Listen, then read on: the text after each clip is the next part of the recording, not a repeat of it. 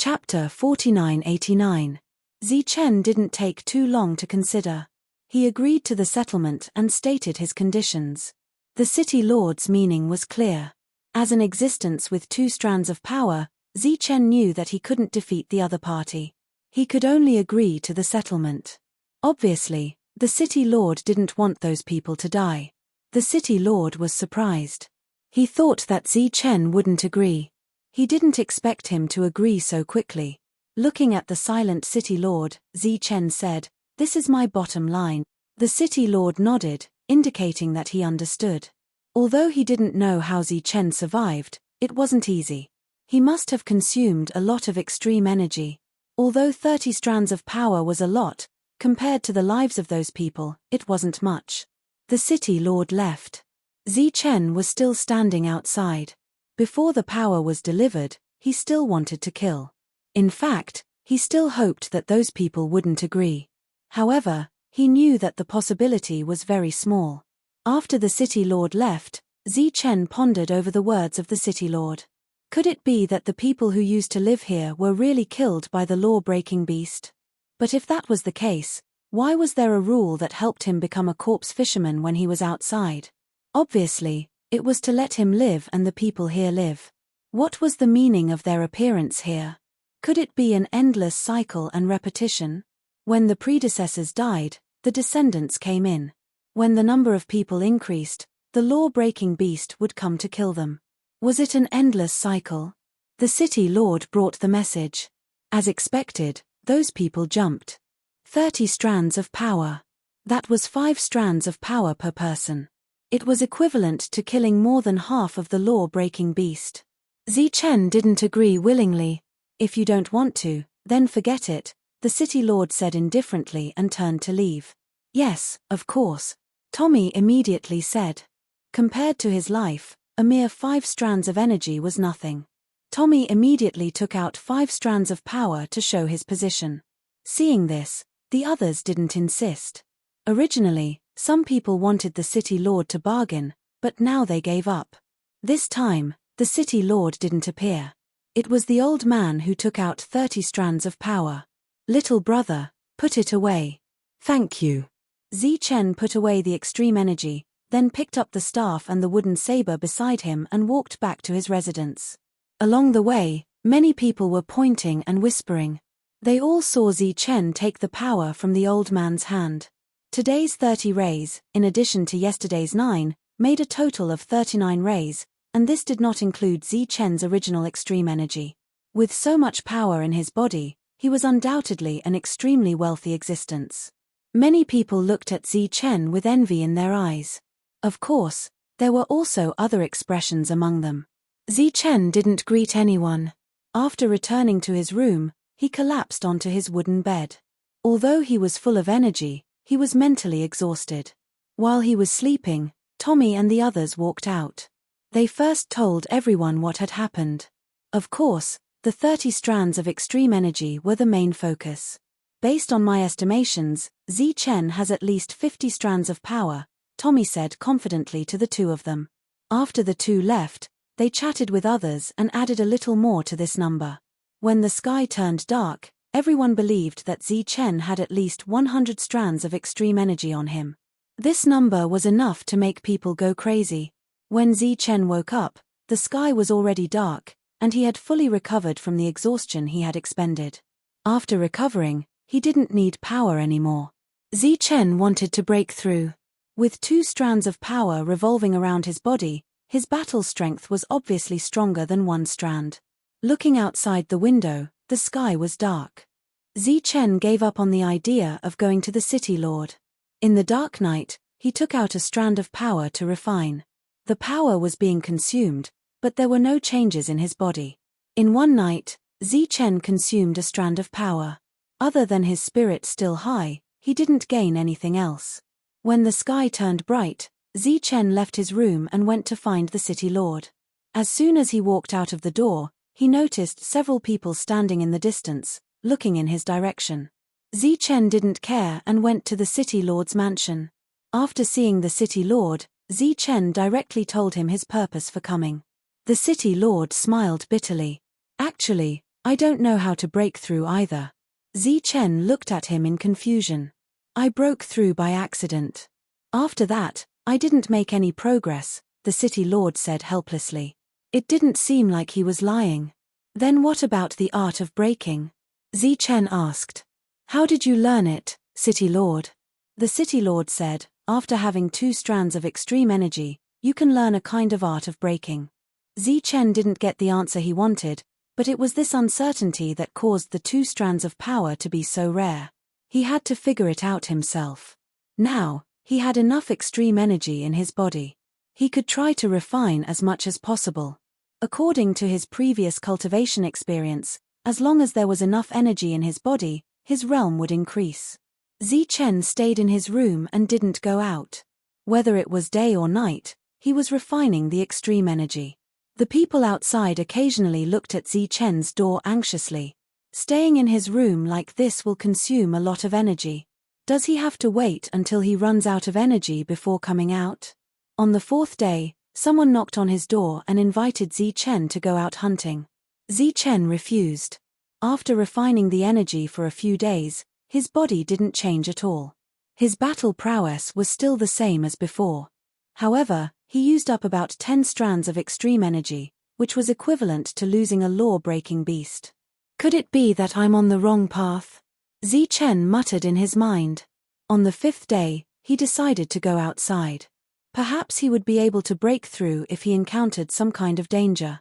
Zi Chen opened the door and saw quite a few people around. As he came out, everyone's gazes shifted away.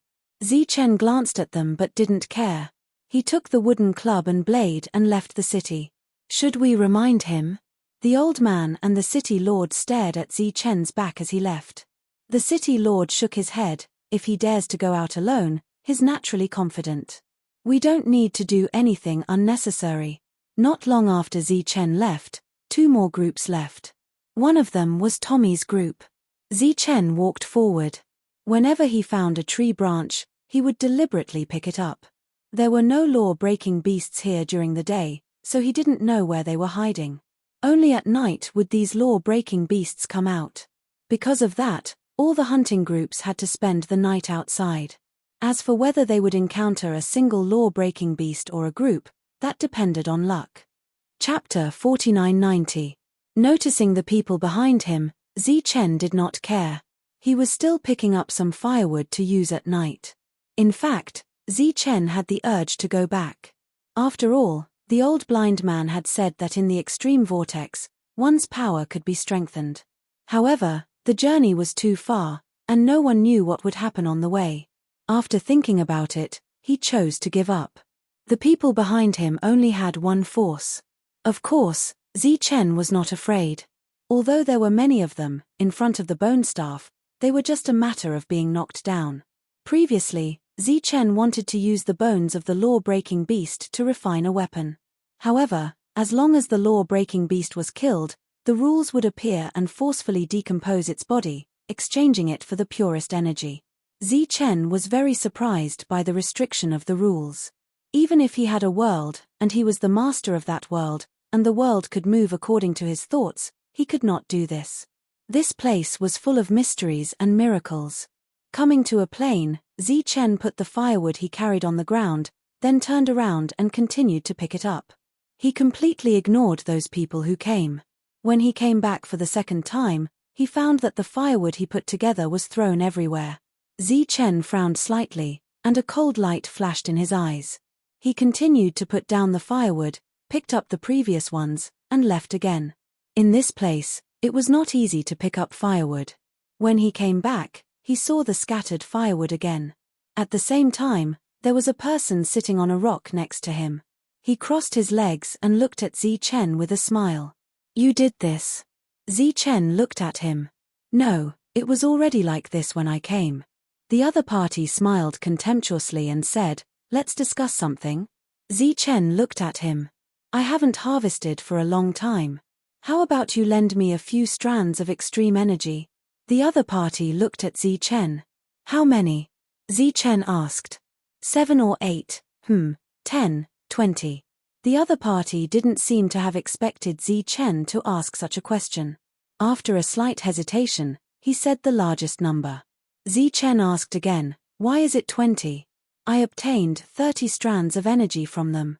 The man said, "I'm guessing that you've wasted a lot of them in the past few days, so I only need 20. Give me 20 strands of energy and I'll leave." Zichen put down the firewood and piled it up beside him. He said casually, "Didn't you say you wanted to borrow it?" A hint of anger immediately appeared on the man's face. "Are you playing dumb with me? I'm already very patient. Don't be so shameless." He took out the wooden sword from behind him, stood up, and pointed it at Zichen. "If you don't want to die, hurry up and take it out. Are you sure you don't want to call the others out?" Zichen was still piling up rocks. "If we don't call them out now, we might not have the chance later." The man's expression changed. He naturally knew Zichen's methods. In the end, he gritted his teeth and said, "Cut the crap. You." Before he could finish, Zichen turned around and pounced on him like a cheetah.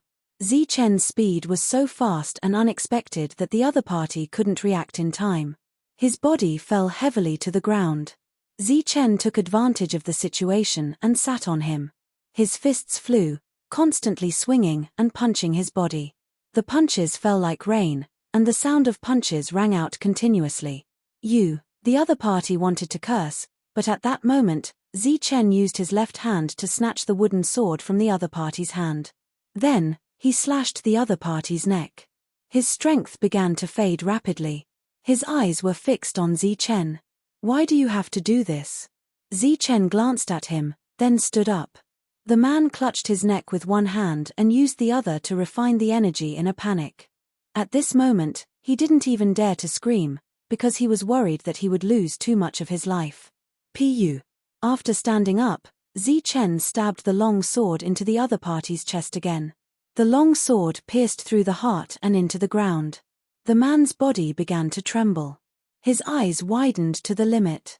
With this kind of injury, even if he had strength in both hands, he couldn't save his life. "Why do you have to do this?" Zichen walked back and began to fiddle with the branches.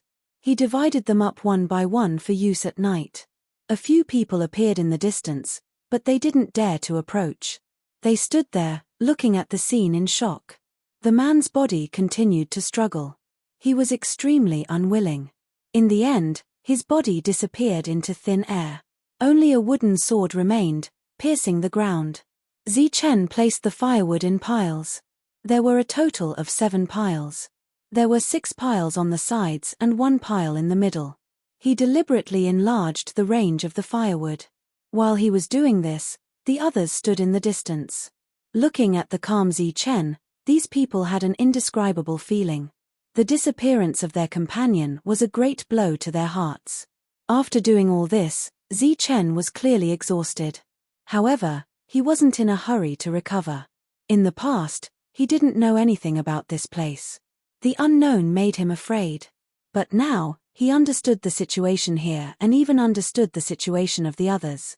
Naturally, he wasn't afraid. The bone rod was his greatest advantage. The sealed heart could also help him recover. That was why Zichen was fearless now. Zichen sat down cross-legged and habitually began to cultivate, even though he knew it was useless. In another direction, Tommy and the others stood there. Naturally, they didn't look happy. They had killed one person so quickly and scared the other team. This was very troublesome. "We can't do it without a leader," Derek said in a deep voice. "The few of us have to do it. Together with the 6 of them, there's a total of 12 people. Can't we kill one person?" Tommy was still a little hesitant. He recalled the scene when Zichen fell to the ground last time. There were more than a dozen law-breaker beasts eyeing him. How did he survive? "Don't be so wishy-washy. If we don't kill him now, we'll be killed by him in the future." Derek was the only one in the group who had attacked Zichen. Therefore, he knew that even if Zichen was willing to let the others go, he wouldn't let him go. He walked out. Everyone wanted to kill him. They just needed someone to take the lead. He was willing to be the one taking the lead. After Derek walked out, the expressions of Tommy's and the others changed. "Zichen!" Derek yelled. Zichen opened his eyes and looked at him. Derek walked forward. Tommy and the others could only follow behind him. As soon as these people moved, those who were watching from the sidelines also moved forward. Chen estimated that there were a total of 12 people. If it were 12 law-breaker beasts, he might be afraid. However, he wasn't afraid of 12 people. Chapter 4991. Looking at the crowd, Chen's expression was relaxed. There was a faint smile at the corner of his mouth, but his eyes were gradually turning cold. Chen, today is the day you die, Derek shouted. His saber had already been snatched away by Chen, and he had found another one from somewhere. Is that so? Chen put down the long stick in his hand and switched the wooden saber in his right hand to his left. He looked at Derek. I haven't killed you yet, but I didn't expect you to come to your deaths. Cut the crap. We didn't kill you last time, but we'll definitely kill you today. Derek approached and kicked away the firewood that Chen had piled up. The others approached and cleared the firewood in their respective directions, but they didn't immediately attack. Instead, they surrounded Chen. Chen looked around and slowly turned in a circle. He stared at the other 6 people. It's understandable that the 6 of them are courting death. Why do the 6 of you have to do this? A man with a wooden sword sneered. If we were afraid of you before, we would have been afraid of you. But after you said that, it means that you don't have the confidence, and you can't live. Your confidence is really unique. Chen glanced at him, then looked at the other 5 people. I'll give you a chance. If you leave now, I can pretend that nothing happened. Humph. Deliberately mystifying. Do you think we're scared? A man with a saber snorted. Birds die for food and men die for wealth. Since you've made your choice, I'll kill you first. Chen said, the 6 of them deserve to die. You're just courting death. You talk too much. Derek's voice came from behind. The wooden saber in his hand slashed down, bringing with it a sharp sound of wind. The smile on Chen's face disappeared at this time, and it became incomparably cold. This was because the moment Derek moved, the others followed suit. Obviously, they planned to gang up on him. With each person taking a saber, it would be 12 sabers. The reason why he was so confident was because he firmly believed that Chen's saber would not be able to kill them. Chen did not use his saber. Instead, he took out his bone staff. The moment the bone staff touched his hand, an oppressive aura spread out. Turning around, his entire body, along with the bone staff, landed on Derek's body. A misty light scattered, and the wooden blade in Derek's hand, as well as half of his head, disappeared in the light. Shua. Then, Chen continued to swing the bone stick, spinning it in a circle. Wherever the bone cudgel passed, weapons would be destroyed one after another. At the same time, there were some people who had gotten too close to the front, and even lost their arms. Such a scene caused everyone's hearts to be alarmed, and they immediately retreated. At this moment, Chen's figure flashed, and he looked at the man who had spoken earlier. The man's face was filled with fear as he retreated. Chen said coldly, I said that I would kill you first. Naturally, I have to keep my word. As soon as he finished speaking, the bone club smashed down. The other party was extremely frightened and raised his arm to block. Wang. Wherever the bone cudgel passed, the other party's arm disappeared, and even half of his body was gone. Ah, the other party screamed in fear, his voice filled with hysterical fear. There was no way to save such an injury. Seeing this, the others retreated again in fear. You want to leave? Is that possible? Chen's expression was cold. He moved forward again, and the bone cudgel landed on the second person. With a loud bang, the other party's body was sent flying. When he landed on the ground, a part of his body had disappeared.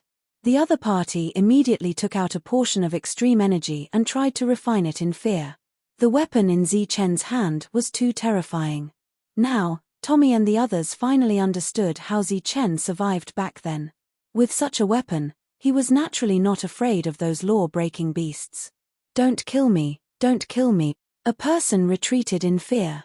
Seeing Chen chasing after him, he begged for mercy. Too late. Chen's eyes were cold as he smashed down with the bone cudgel. Bang! The other party's body collapsed and fell in the distance. After that, Zi Chen did not finish him off. Instead, he rushed to the next person. Tommy and the other 5 obviously had a grudge against Zi Chen, so they had to die. Zi Chen chose to reconcile last time, but it did not mean that he would not kill them again. As for the other 2, it was purely out of greed that Zi Chen killed them first. These 6 people had to pay the price for their greed. They fled in different directions, but their speed was not as fast as Zi Chen's. As long as Zi Chen's bone cudgel landed, they would lose half their lives and have to stay to recover. Otherwise, their bodies would disappear. Because they were not Zi Chen's main target, Tommy and the other 4 fled in another direction. The fear in their hearts had already reached its limit. At the same time, they were deeply regretful. If they had known that Zi Chen was so powerful, they would not have come to find trouble with him. Now, all of them were going to die. But at the same time, there was also a doubt in their hearts. Why did Zi Chen have a bone cudgel? Whether it was a human or a law-breaking beast, after death, their bodies could not exist in this world and would immediately disappear. Bang! The last person fell. Zi Chen turned his head and looked at Tommy and the other 4. In the face of death, they were running with all their might. At this moment, they had already run far away. Zi Chen chased after them now, but he could only catch up to 1 person at most. He did not chase after them. Instead, he put away the bone cudgel and walked toward the few who were still alive and desperately recovering. "Don't kill me, Zi Chen, please don't kill me. I have power, I can give you power." A person fell to the ground, part of his body missing. At this moment, seeing Zi Chen walking over, he immediately begged for mercy. "I gave you a chance, but unfortunately, you did not cherish it." Zi Chen raised his wooden saber and slashed forward. Puff! The other party's head left his body. This was a fatal injury. No matter how much extreme energy he used, it could not save his life. The next moment, his body disappeared. Then, Zi Chen held the wooden saber in his hand and walked to the side. Everyone was either begging for mercy or cursing. Zi Chen walked past them and killed them one by one. In the end, Zi Chen came in front of Derek. The other party was still desperately struggling to survive. "Even if I die, you will die too." Seeing Zi Chen approaching, Derek knew that he had no hope of survival. He said coldly, "Your weapon is extraordinary," but they all ran away. In order to survive, they will definitely send the news back. Perhaps others do not dare to deal with you, but the city lord does. So, you will still die in the end. Zi Chen was amused when he heard this. "You are also a weirdo. Not only did you die, but you also want your companions to die with you." "Companions, my ass. We are just using each other. I met you that day. If you were not there, it would have been one of the 6 of us." In Zi Chen's hand, the wooden saber slashed. Derek died and disappeared. Chapter 4992. Tommy and the other 4 fled back in a sorry state. Zi Chen's combat strength was too frightening. Even if they were given a few more guts, they would not dare to target Zi Chen again. The regret in their hearts had long reached the extreme. If they had known this would happen, they would not have come again no matter what. But now, the 2 sides were already at the point of no return. As long as Zi Chen did not die, the few of them would definitely die. They even guessed that Zi Chen, who came back again, would definitely block the door again. So after returning to the city, Tommy and the others immediately shouted, "Murder! Zi Chen killed people outside." Many people walked out of their rooms when they heard the news and saw Tommy and the other 4. Derek was gone. Jacka and the people in his team were all killed by Zi Chen. Tommy and the others shouted again and again. When Zi Chen left, 2 teams of people followed him out. Everyone naturally guessed what they were going to do. They did not expect to lose a team of people so quickly. For a moment everyone was very shocked. So many people, how did they all die? Zi Chen has a weapon made of bones. It's very terrifying. That's an invincible weapon. Wooden soldiers will break when they are swept by it. That weapon is too terrifying. It's invincible. Hearing the shouts of these people, many people's faces changed. What, bone soldier? Nothing can exist in this world. How can there be a bone soldier? Everyone was shocked. No wonder Zi Chen dared to go out alone. It turned out that he had such a weapon with him.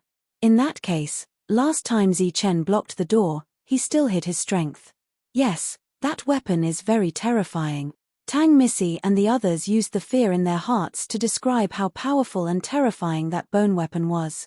They described in detail how extraordinary it was, and even added some details to their stories. Zi Chen's combat strength is not strong at all. It's just that the bone soldier is too powerful. Without the bone soldier, any one of us can kill him. These people were working hard to introduce the extraordinariness of the bone soldier. The city lord appeared. And the old man. The city lord turned to look at the old man. What do you think? The old man said, they said that because they wanted you to hear it. Maybe they thought you could kill Zi Chen. The city lord asked, then do you think I can succeed? The old man shook his head. Can't succeed? I don't know. The old man turned around and returned to his room. Asterisk asterisk asterisk asterisk asterisk asterisk asterisk asterisk asterisk asterisk. The bonfire burned and night fell. Zi Chen sat there cross-legged. He had fully recovered from his previous consumption. Right now, he was considering whether or not he should return. The wooden soldiers that had been destroyed earlier were all thrown into the flames. These weapons were made of better materials and burned more vigorously. Gusts of chilly wind appeared, and law-breaking beasts appeared. Zi Chen's eyes glinted. When he saw a law-breaker beast, he rushed forward quickly. The bone staff whistled through the air and struck the beast's head. The law-shattering beast let out a wail and tumbled into the distance. A light flashed beneath Zi Chen's feet as he sped up. The second strike landed, and the law-breaker beast howled in agony. After that, he remained motionless. A small vortex of extreme energy appeared on its own. Infinite light shone, like a small galaxy. Swish! The law-breaking beast disappeared, leaving behind 9 streams of energy. When Zi Chen turned around, he found that there were already 3 law-breaking beasts here. With a roll, Zi Chen quickly picked up the extreme energy on the ground. The skilled and daring Zi Chen quickly charged towards the second law-breaker beast. At this moment, the 3 law-breaking beasts all rushed towards Zi Chen. With the bone staff in hand, Zi Chen didn't have to worry about his life at all. His left hand recovered energy, and the bone staff in his right hand kept smashing around. In the blink of an eye, the 3 law-breaking beasts died one after another. This harvest was not small at all. With the immortal spiritual eye, the night here was like day for Zi Chen. Zi Chen picked up the energy on the ground and returned to the bonfire. He sat cross-legged and cultivated. Gusts of chilly wind blew around, but no law-breaking beast appeared. With the bone staff in hand, Zi Chen opened his eyes from time to look around. Still, no law-breaking beast appeared. Until the sky brightened. The bonfire extinguished by itself. Zi Chen picked up the wooden blade and left. As for the wooden staff, it turned into flames last night and disappeared. After thinking about it, Zi Chen decided to return to Law-Breaking City. Other things aside, at least it was a place to stay. After returning, Zi Chen saw Tommy and the others. He didn't know what they were saying to others, but they looked very excited. When the 5 of them saw Zi Chen, their hearts skipped a beat. However, considering that this was a city and fighting was prohibited, they weren't afraid. Zi Chen walked towards Tommy with a cold expression. The others looked at Zi Chen strangely. At first, Tommy didn't care. However, when he saw Zi Chen walking towards him, his expression changed. What do you want? Zi Chen didn't speak and kept walking forward. Tommy stood there and scolded angrily. Zi Chen, do you know what you are doing? This is law-breaking city. Fighting is prohibited. Didn't you hear what the Castellan told you last time? Do you still have the Castellan in your eyes? Zi Chen continued walking. Tommy felt something was wrong and shouted, Castellan, Zi Chen wants to fight here. He wants to break the rules. The others were looking at Zi Chen. They didn't think that Zi Chen would really dare to fight. At most, he was just scaring them. At this moment, Zi Chen took out the bone staff and smashed it down. Bang! Tommy was sent flying. An uproar broke out in the surroundings. Everyone's eyes widened in shock. They didn't think that Zi Chen would really dare to fight here. Tommy was sent flying. He screamed for help in fear and took out energy to replenish his energy. Zichen walked closer and smashed the bone staff again. This time, he directly destroyed half of his opponent's body. Then, Zichen turned his head and looked to the side. He didn't care about Tommy's life. It was too difficult for him to survive. Lu Fu and Wiley turned around and ran. At this moment, their eyes were filled with fear. Because Zichen used the bone staff, he obviously didn't plan to hide his strength. This time, they were really in danger. They screamed for help, but who dared to stand up and help at this time? Everyone looked at Zichen and the bone staff in his hand. Tommy and the others weren't lying. This bone staff was indeed extraordinary. Castellan. Wiley and the others shouted again, but it was useless. The Castellan didn't seem to hear them and didn't appear. Zichen quickly caught up and smashed the bone staff.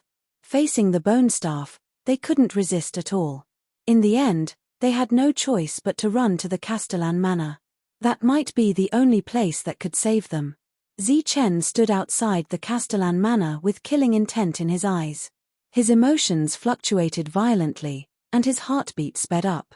Wiley and the others hid inside and looked at him with provocative eyes, as if saying, "Do you dare to come in?" Zichen walked in. Chapter 4993.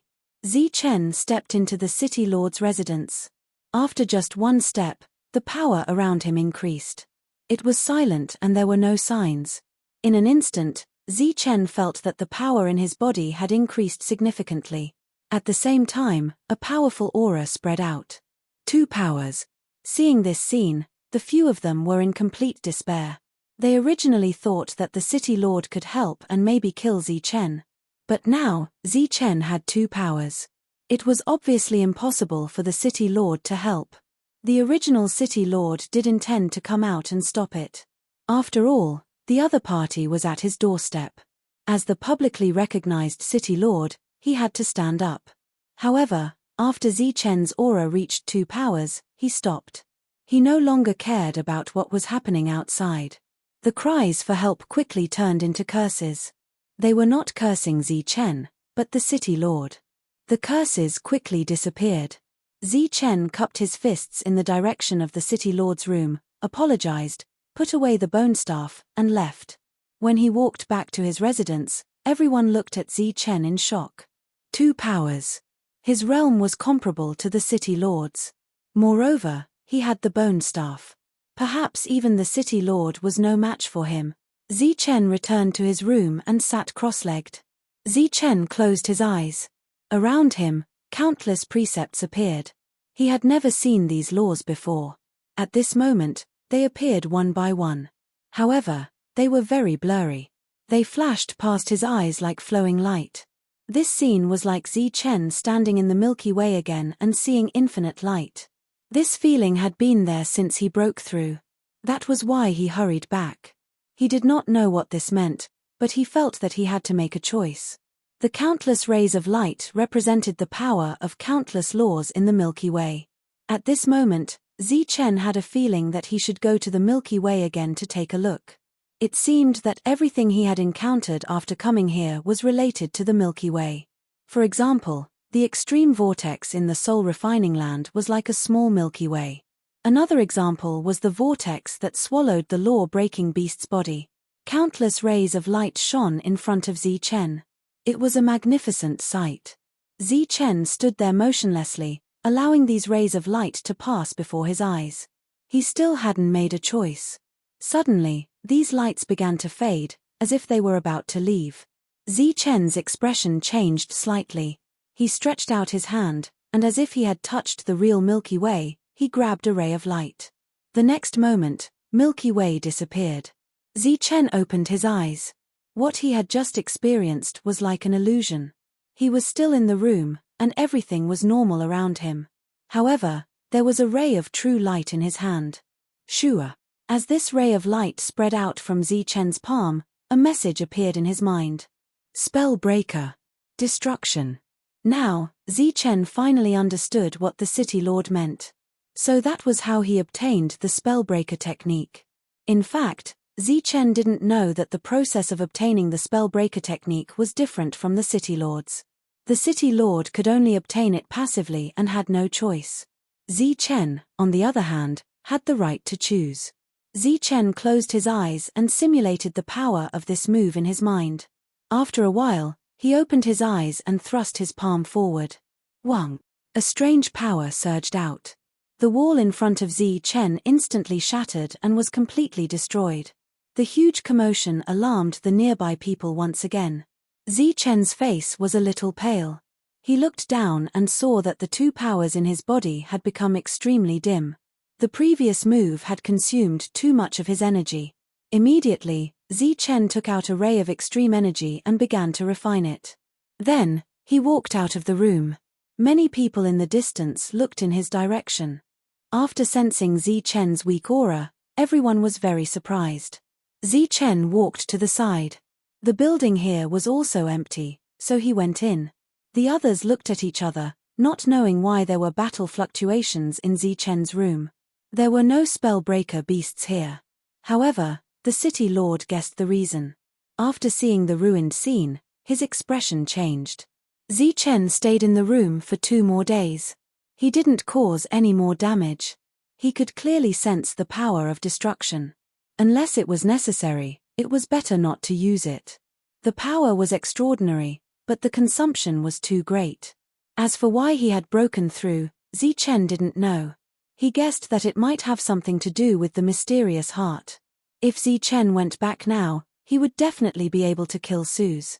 Unfortunately, he didn't find the way back. On the 3rd day, Chen walked out of his room and went to the City Lord's residence. The old man told him that Chen was not in the city. Chen sat with the old man and talked about some things. Finally, he asked the old man if he knew the way back. The old man shook his head and smiled bitterly. How could there be a way back? In this place, everyone was working hard to survive. Almost everyone's limit was 1 power. For a long time, besides the City Lord, only Chen had a 2nd power. The City Lord was out hunting and no one knew when he would return. Chen planned to go back to the Milky Way to take a look. If the way back was there, he didn't mind giving it a try. In addition, he also planned to go to the land of soul refining to see if it was really possible to cultivate there. So, Chen said goodbye to the old man and left with the wooden saber. With 2 powers protecting him and a lot of extreme energy around him, Chen was not afraid of the spellbreaker beasts at night. That night, Chen lit several bonfires. He sat in the center of the bonfire and closed his eyes to cultivate. The wooden saber was replaced with a bone staff. This thing could intimidate the spellbreaker beasts at night. That night, Chen only encountered 1 spellbreaker beast. When it appeared, Chen killed it with a swing of the bone staff. However, this time, he only received 5 strands of energy instead of the previous 9. This made Chen's expression change slightly. Could it be that the spellbreaker beasts in the periphery were weaker, so they gave him less power? The next day, he continued on his way and arrived at the land of soul refining.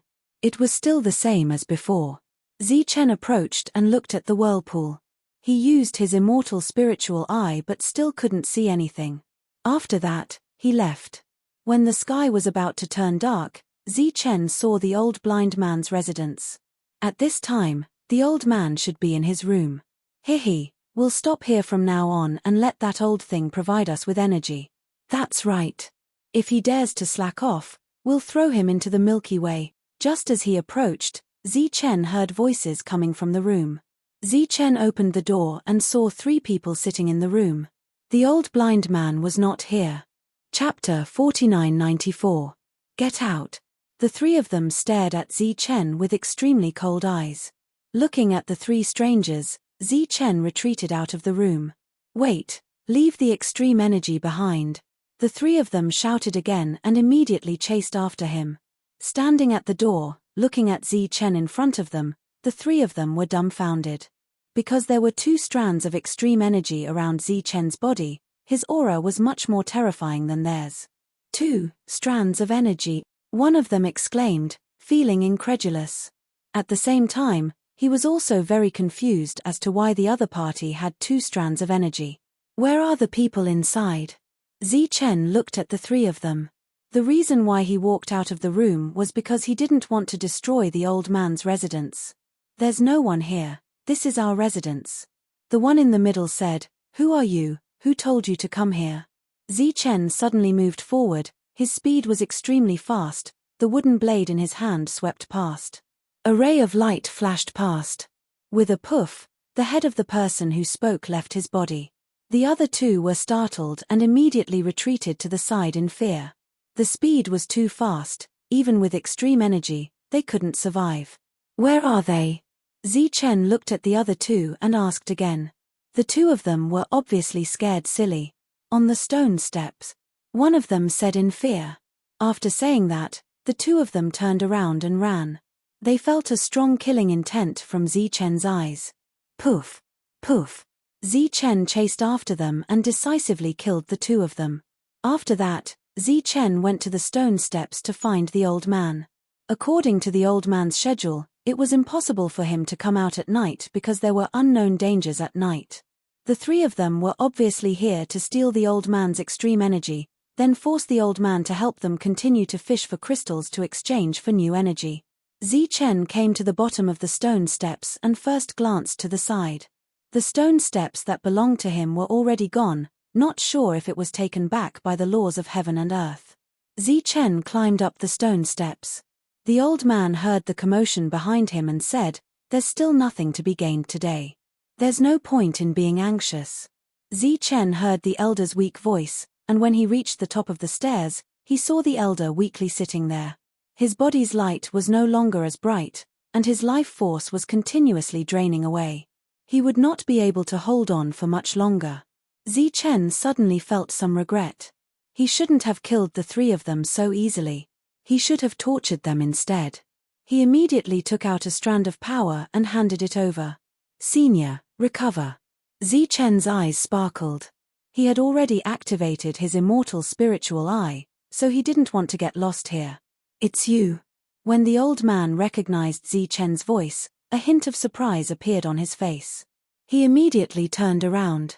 When he saw Zichen, he was even more surprised. "You actually broke through?" Turning 1 beam of power into 2 could also be considered a breakthrough. "Why are you back?" The old man asked another question. "Senior, please recover first. We'll talk about this after you've recovered." Zichen passed his energy over. The old man was simply too weak. The old man didn't refuse, because all the power he had accumulated over the years had already been plundered. After receiving it, he immediately recovered. Zichen sat on the edge, looking down at the bright Milky Way below. This is the entrance. Could it be the exit? After a while, the old man's power recovered. "Where are the 3 of them?" the old man asked. "Dead," Zichen said indifferently. The old man sighed and told him what happened during this period of time. On the day Zichen left, after killing the 3 corpse fishermen, everything returned to normal. The old man continued to fish during the day and went back to rest at night. Who knew that not long after, 3 people would suddenly appear. As soon as they saw the old man, they would punch and kick him, starting to steal his extreme energy. Not only that, the 3 of them actually stayed here and let the old man take care of them. Fortunately, Zichen came back today. Otherwise, with the old man's condition, he definitely wouldn't last more than 2 days. "Why are you back?" After the old man told him what happened, he asked Zichen doubtfully. "I wanted to see if there was an entrance here." Zichen said, "Just now, I had an idea." "What idea?" the old man asked. "I'm holding onto the law net." "Senior, put me down." Zichen's words scared the old man. "You really want to go in? Aren't you afraid of getting lost?" "I have this, so I shouldn't get lost.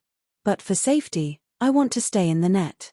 Zichen pointed at his eyes and said, "Senior, put me down, listen to my voice, then pull me up. If you can't hear me, then I'll pull the net in 15 minutes. The old man shook his head. "That's too risky, no one has ever tried it before. It's just a test, there shouldn't be a problem." The old man couldn't refuse Zichen's insistence, so he could only agree. Chen adjusted his aura, ensuring that he was in peak condition before going into the net himself. The old man had also recovered. He slowly put Chen into the Milky Way. Chen's immortal spirit looked around. He was getting closer and closer to the Milky Way, and there was infinite light in front of his eyes. This scene was very much like choosing a Dharma breaker technique. Countless rays of light represented countless Tao rules. There were no other abnormalities around, and the Milky Way was still flowing quickly.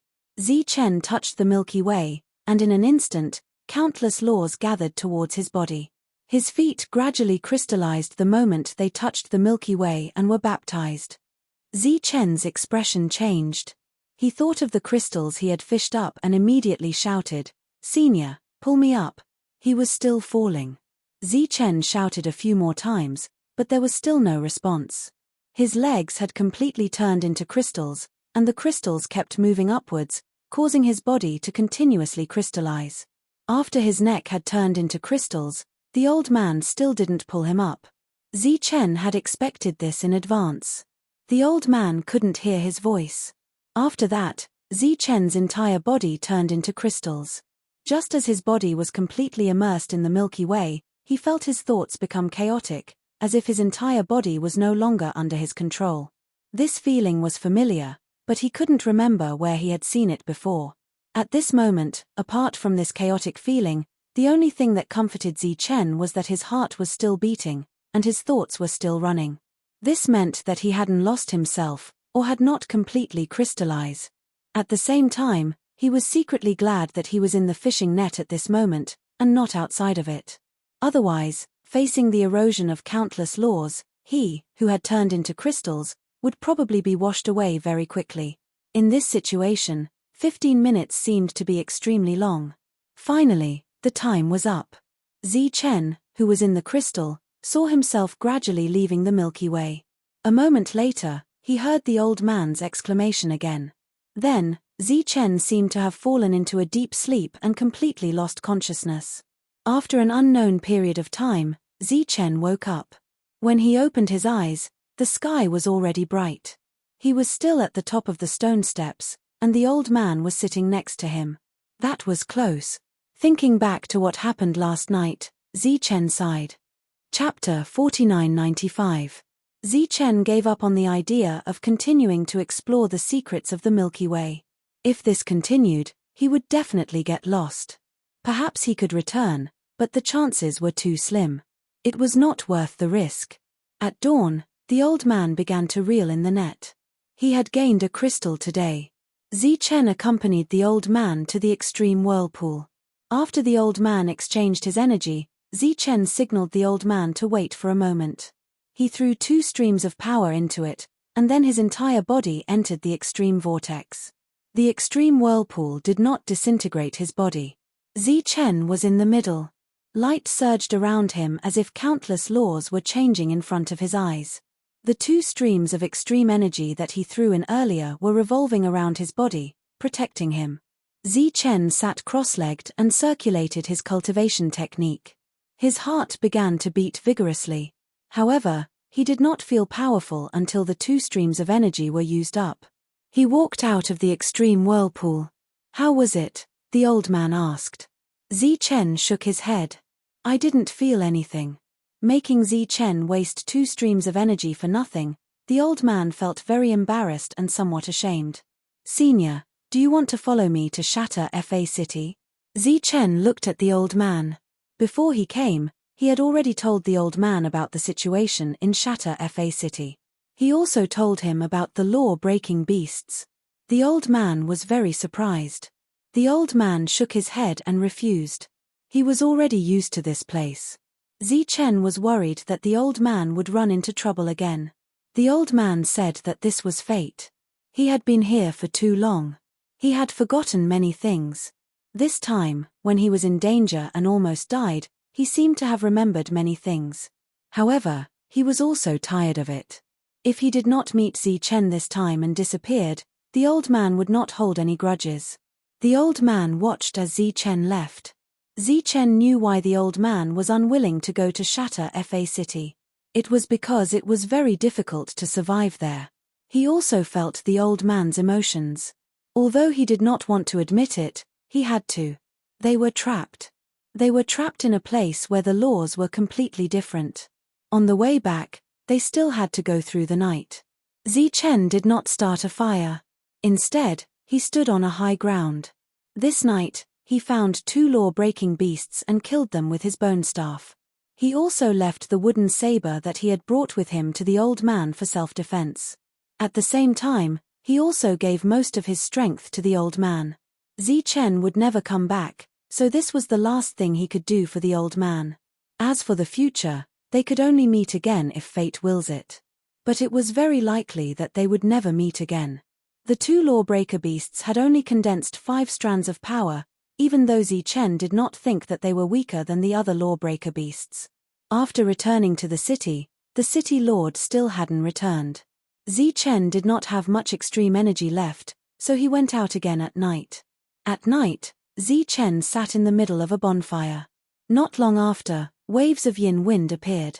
Zichen used his immortal spiritual eye and saw 4 law-breaker beasts.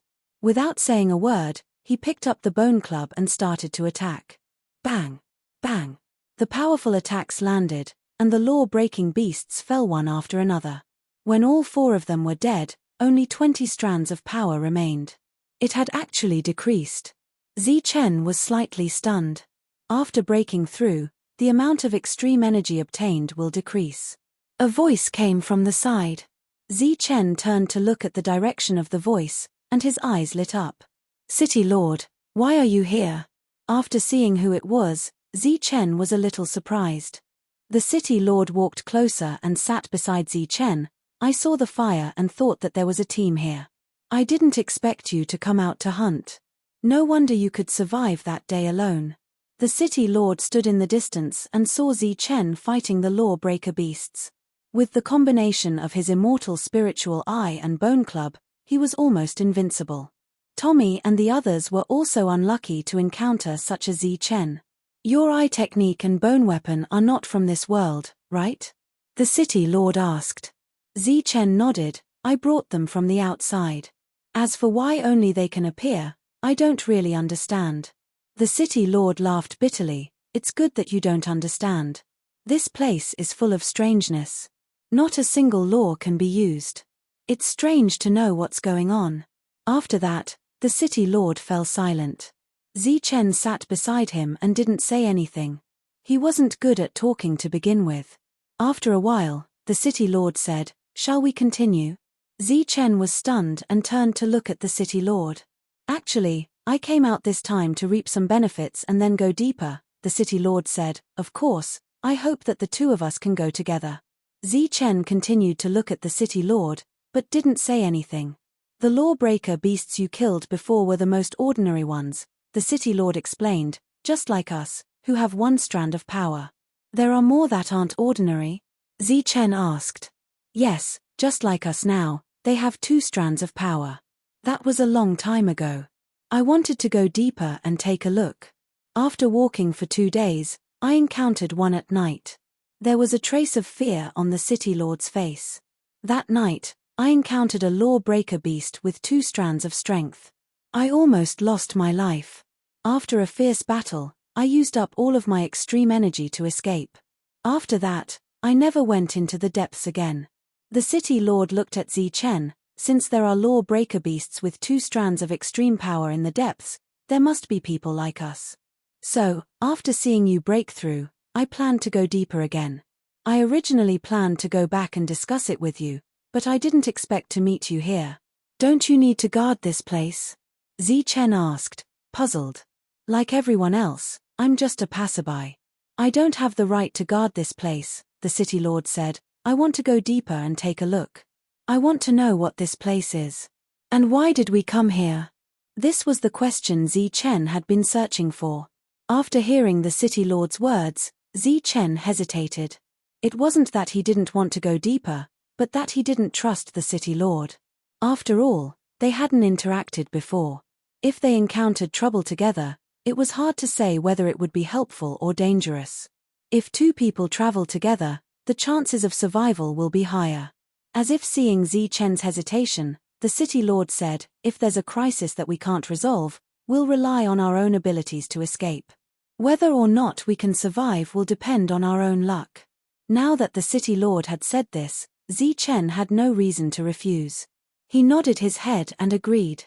However, he didn't immediately go deeper. Before that, he needed to obtain enough extreme energy. This represented life. Once danger approached, this energy would be the best way to extend one's life. Zichen stayed here and collected for 3 nights. When he had enough extreme energy, he returned to the city. That day, he left with the city lord and went deeper. Chapter 4996. Zichen followed Miao Pengyun into the depths of the forest. During the day, Miao Pengyun told Zichen some of the things he knew. In this place, there was usually no danger during the day. At night, the two lit bonfires. Just like in the outer perimeter, there were a total of 7 bonfires. Zichen sat cross-legged and quietly cultivated. Miao Pengyun said that this was his first night on guard duty. In any case, he didn't dare to sleep in this place. The two of them were surrounded by 2 strands of extreme energy. At the same time, they also held extreme energy in their hands. Traveling during the day would consume energy. Even sitting here at night would consume energy. The difference was that Zichen's eyes were closed while Miao Pengyun's were open. He carefully looked around and didn't have Zichen's calmness. Until dawn, no law-breaking beast appeared. The two of them continued to move forward during the day. What's in the depths? The atmosphere was silent as they moved forward. Zichen took the initiative to speak. Miao Pengyun shook his head. "I'm not sure. Last time, we walked for 3 days and came back when we encountered danger. But I believe that there must be others inside." Zichen looked around. This was a desert. There were very few plants on the ground. It was difficult to find something to start a fire. That night, there were only 3 bonfires. When it was Zichen's turn to keep watch, he opened his eyes and looked ahead. Occasionally, he would turn his head and look around. 2 of the bonfires were placed 5 zhong away. The remaining one was beside him. Miao Pengfei couldn't sleep. He talked to Zichen for a while and took out energy to recover. Zichen looked around occasionally. Sometimes, he would use his immortal spiritual eye to look into the distance. That night, it was still safe. Zichen was a little disappointed that they didn't encounter any law-breaking beast. Fortunately, he was well prepared and had enough extreme energy. He didn't have to worry about running out in a short time. On the 3rd night, there was only 1 bonfire left. It was Miao Pengfei's turn to keep watch. At night, there was a sudden shout. When Zichen opened his eyes, he saw 2 law-breaking beasts. Miao Pengfei stepped forward and pushed one of them back. Then, he clenched the wooden blade in his left hand and slashed at the other. This was the first time that Zichen saw the city lord fight. He also noticed that these 2 were ordinary law-breaking beasts, so he didn't help.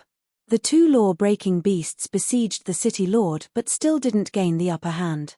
After the wooden blade slashed its body, one of them fell. Then, the city lord killed the second one. Compared to Ziz's the bone, the wooden blade. 2 law-breaking, only 8 of their powers, 8, left. Their numbers were fewer in number. He was, a. The bone cudgel appeared in his hand in an instant and smashed forward. This happened to be behind the city lord. The city lord's expression changed suddenly, but before he could turn around, he heard a bang. When he turned around, he saw a law-breaking beast rolling into the distance. The law-breaking beast that landed on the ground lit up with 2 rays of light. Its body rolled a few times, but it didn't suffer much damage. "Watch out!" Miao Pengfei exclaimed. The law-breaking beast with 2 rays of power pounced at Zichen. Zichen stood where he was, raised the bone stick in his hand, and smashed it at the beast's head. At this moment, the law-breaking beast suddenly opened its mouth, and a large flame appeared from its mouth, engulfing Zichen's body. When the flame came, Zichen blocked it with the bone stick in his hand and immediately retreated. A huge force fell on the bone stick. It was the law-breaking beast's mouth, biting it. Compared to the law-breaking beasts with one ray of power, the two rays of power were more ferocious and didn't seem to be afraid of the bone stick's aura. Zichen quickly retreated. At this moment, a fierce aura appeared beside him. The wooden saber emitted a bright light and slashed at the law-breaking beast. Puff! A bloody wound appeared on the back of the law-breaking beast, and blood immediately flowed out from the wound. The law-breaking beast let go of its mouth and fell to the ground. Zichen, are you okay? Miao Pengfei shouted worriedly. I'm fine. Zichen's voice sounded. The burning flames around him were extinguishing, and at the same time, there was a ray of extreme energy in his left hand that was being quickly refined. Crack! Zichen heard the sound of something breaking. When he looked up, he saw that the law-breaking beast had bitten the wooden saber in half. Miao Pengfei also took this opportunity to hit the law-breaking beast's head with his palm.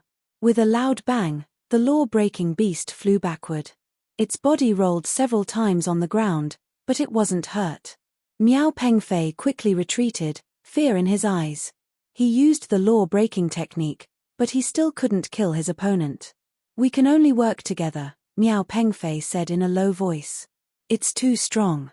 The flames from before were equivalent to the law-breaking technique. In fact, Miao Pengfei was very surprised because Zichen didn't suffer any obvious injuries after being hit. Zichen's expression also became more serious. This was indeed a problem, but it wasn't to the point where it couldn't be solved. Holding the bone staff in his hand, Zichen walked forward. He urged the two powers with all his strength. He operated his own cultivation method, not caring if it was useful or not. Zichen quickly moved forward, and the law-breaking beast leaped up. Swoosh! Zichen's figure suddenly flashed. The moment he was about to touch the opponent, he dodged. At the same time, the bone staff smashed down. Boom! It directly hit the opponent's head. The flames spewed out by the law-breaking beast immediately spread forward, but it didn't hurt Zichen, who dodged. The law-breaking beast was sent flying, and the flames it spewed out also changed direction in the air.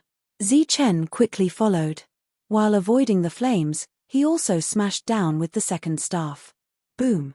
There was another violent explosion, mixed with the sound of bones breaking. After the law-breaking beast smashed to the ground, blood kept flowing out of its 7 orifices. As soon as the blood left its body, it turned into light and disappeared. Zichen stepped forward, ready to smash down with the third staff. At this moment, a vortex appeared and enveloped the law-breaking beast's body. When the vortex disappeared, 9 rays of extremely bright energy were left in its place. Miao Pengfei stood in the distance and was stunned. Isn't this combat power too strong? At the same time, he looked at Zichen's bone staff. The reason why it could be so effective was also because of the bone staff. There was no more danger that night. Next, the two of them traveled during the day and stopped at night. It took another 3 days to walk out of the Gobi Desert.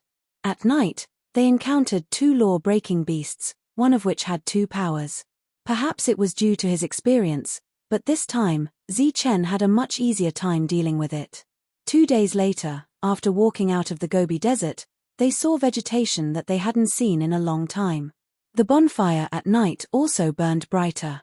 After another 3 days, the two of them saw rows of buildings. Chapter 4997. Miao Pengfei heaved a sigh of relief when he saw rows of buildings and other people. This proved that his guess was right, and he cheered excitedly.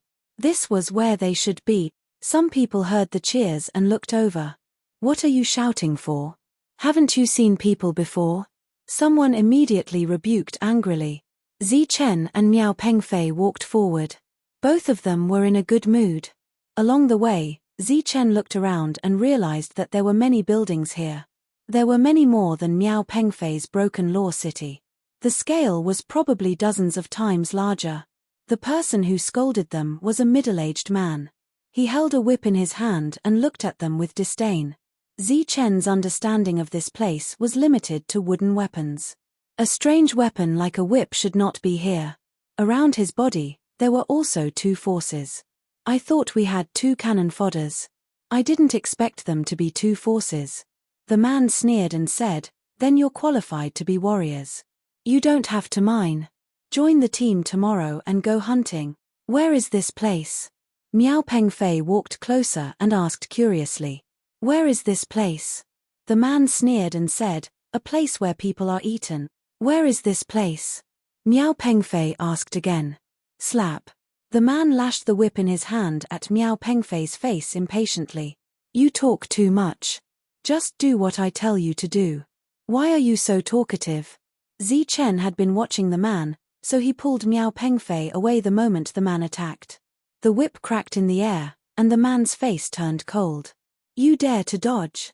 After that, the man waved the long whip in his hand and lashed at the two of them. Zi Chen and Miao Pengfei retreated. This was an unknown place, and they did not want to cause trouble. But the middle-aged man saw this and became even more aggressive. Dodge. Let's see how long you can dodge. Many people were watching from afar as the fight broke out. During this time, Zi Chen's gaze swept over the crowd. There were many people with 1 Dao force and a few with 2 Dao force.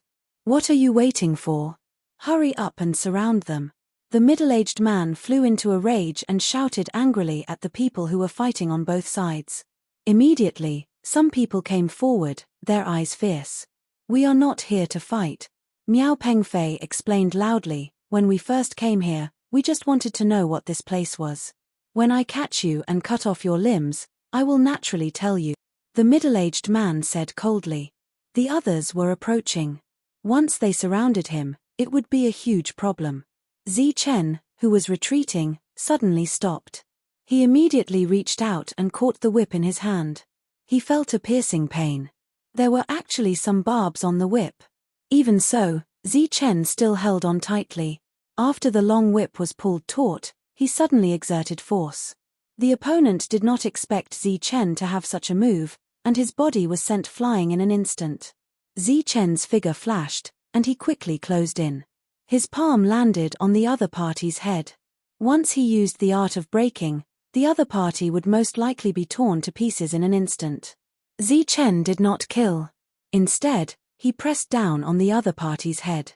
The long whip in his other hand immediately wrapped around the other party's body. When the people around saw this, they were stunned. The last part of the whip in Zi Chen's hand directly strangled the other party's neck.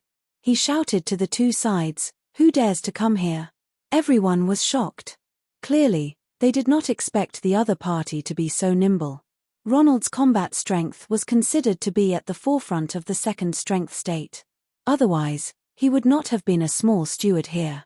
However, he was subdued in just one move. Zi Chen gradually exerted force. The barbs on the long whip had already pierced into the other party's neck. Ronald's life force began to dissipate. Disperse them. Zi Chen's eyes turned cold. Disperse quickly. Ronald hurriedly waved his hand, dispersing the crowd.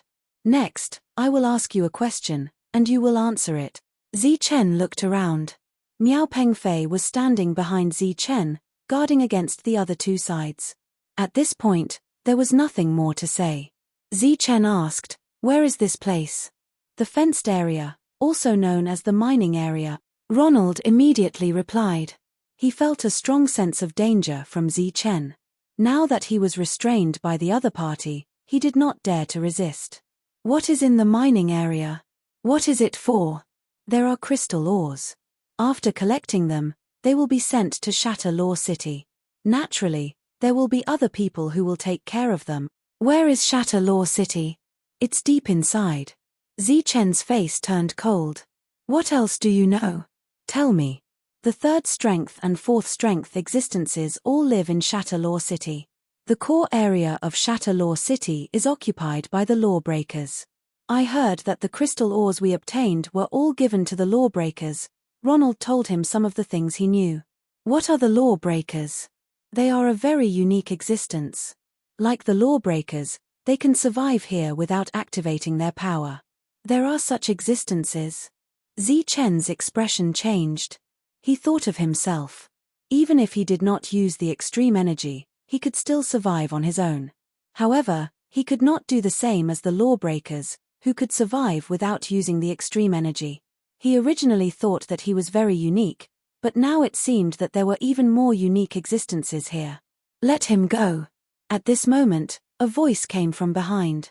The crowd dispersed and a man walked out. The man looked at Zichen and said, "What do you want to know?" "I will tell you. Let go of Ronald first." When Zichen saw the man clearly, his expression couldn't help but change. This man actually possessed 3 types of power. He let go of Ronald and took a few steps back. Ronald began to cough.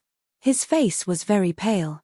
He rushed to the man and said, "Boss, The man waved his hand and said, "You handle other things. I will take these 2 away." Ronald turned around and glared fiercely at Zichen. "Brat, consider yourself lucky. However, you better pray in your heart that you don't fall into my hands in the future.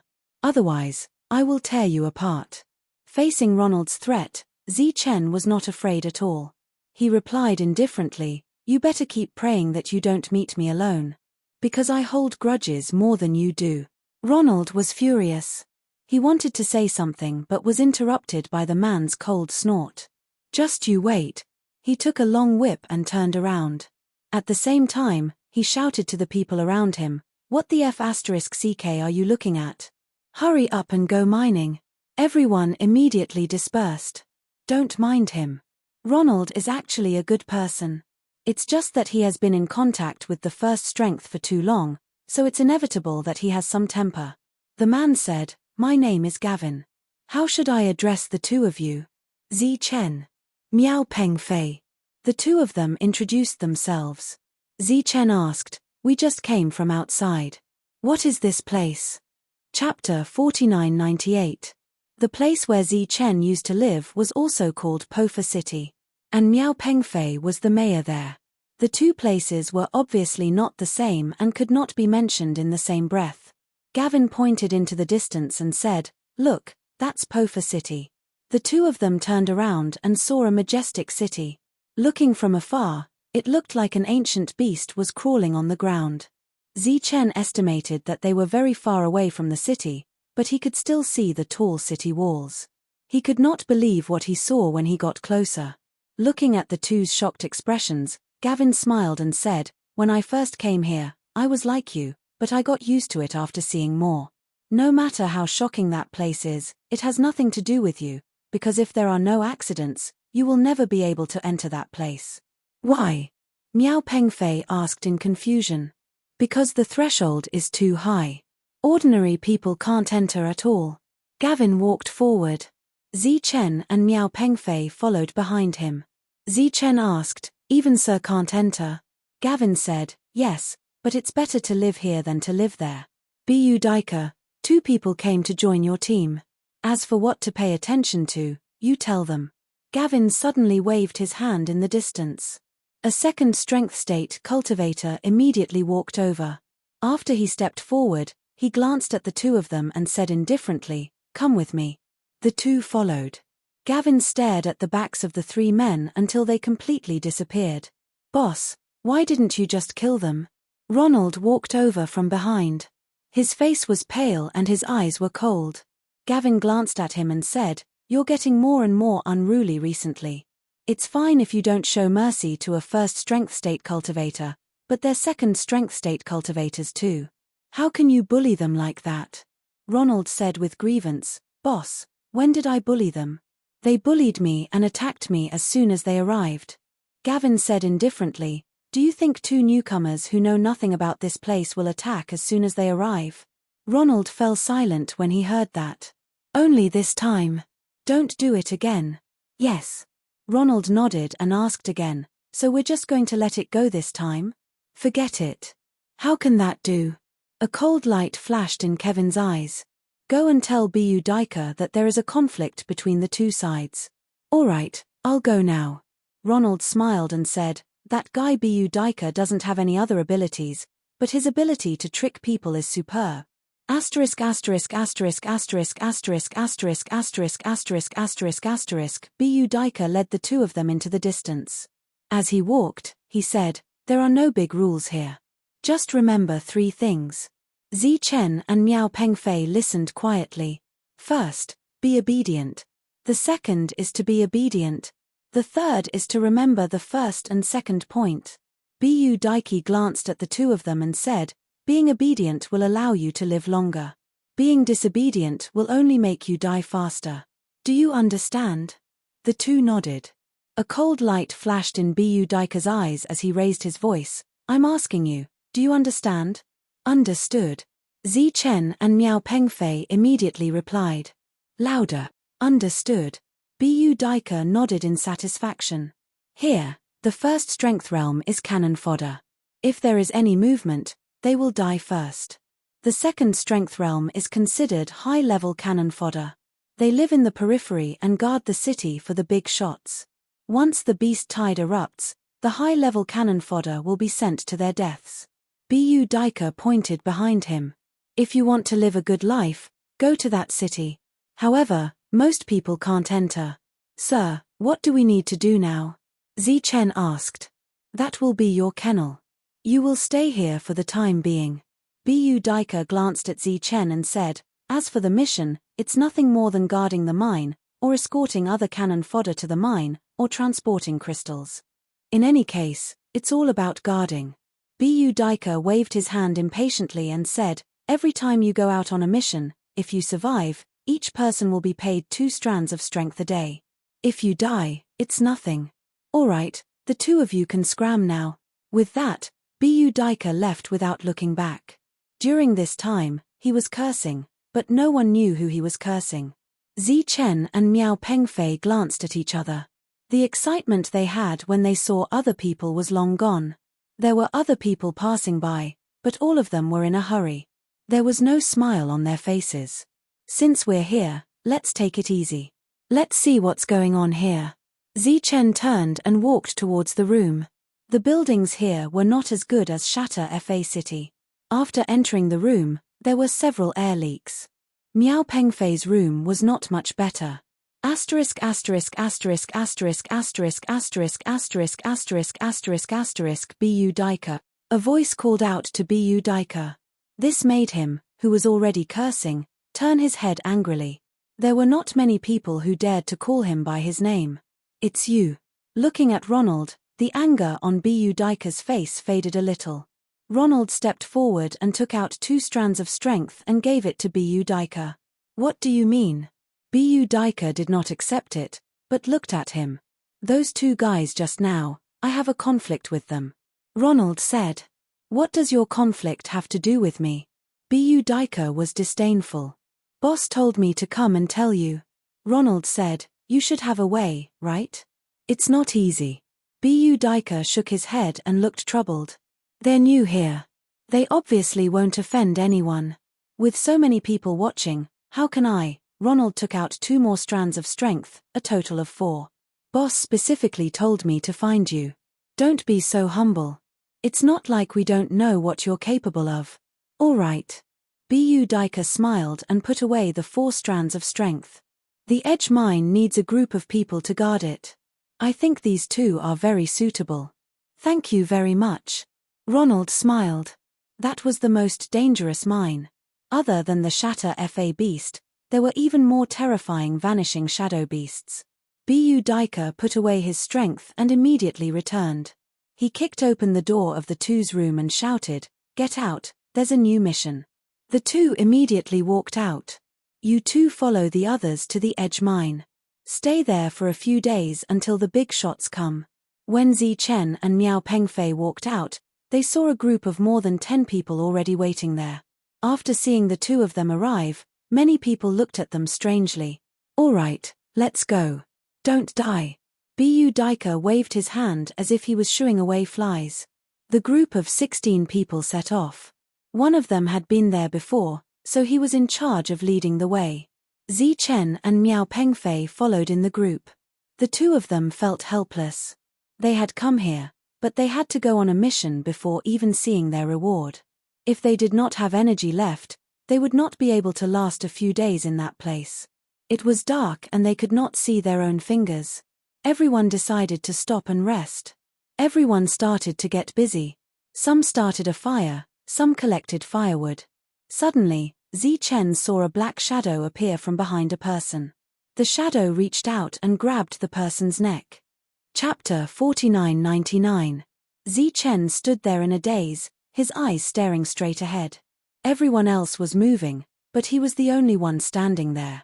This scene was too strange.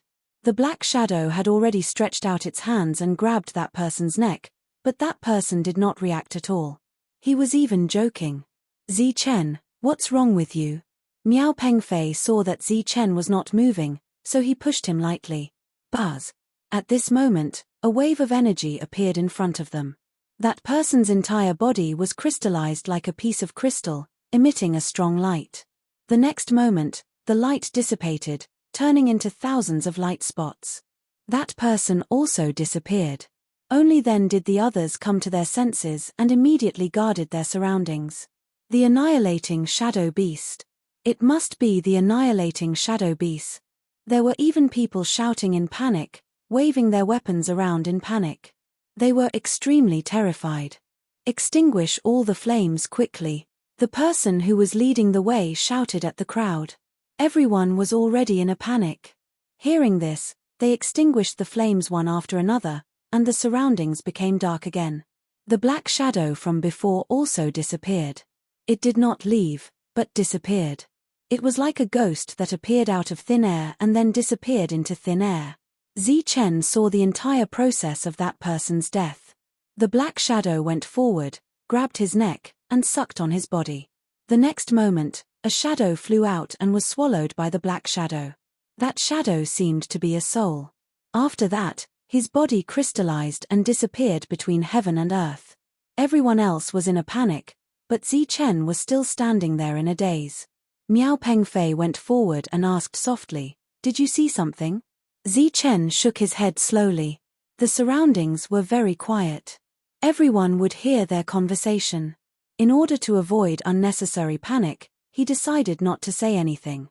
"What's the annihilating shadow beast?" Zi Chen suddenly asked. "Shut up, are you trying to get us killed?" The guide immediately shouted at Zi Chen. The others also stared at Zi Chen fiercely. At this moment, with the help of the light on everyone's bodies, Zi Chen realized that everyone was very frightened. Only he and Miao Pengfei were more confused. Unfortunately, no one was kind enough to explain the situation to them. Zi Chen looked around again. He didn't dare to use his immortal spiritual eye and only used his eyes to look around. In fact, he did not use his immortal spiritual eye earlier, but he was still able to see that shadow. The surroundings were very quiet. Even the sound of the wind could not be heard. It was so quiet that one could hear a pin drop. Almost everyone present could hear their own heartbeats.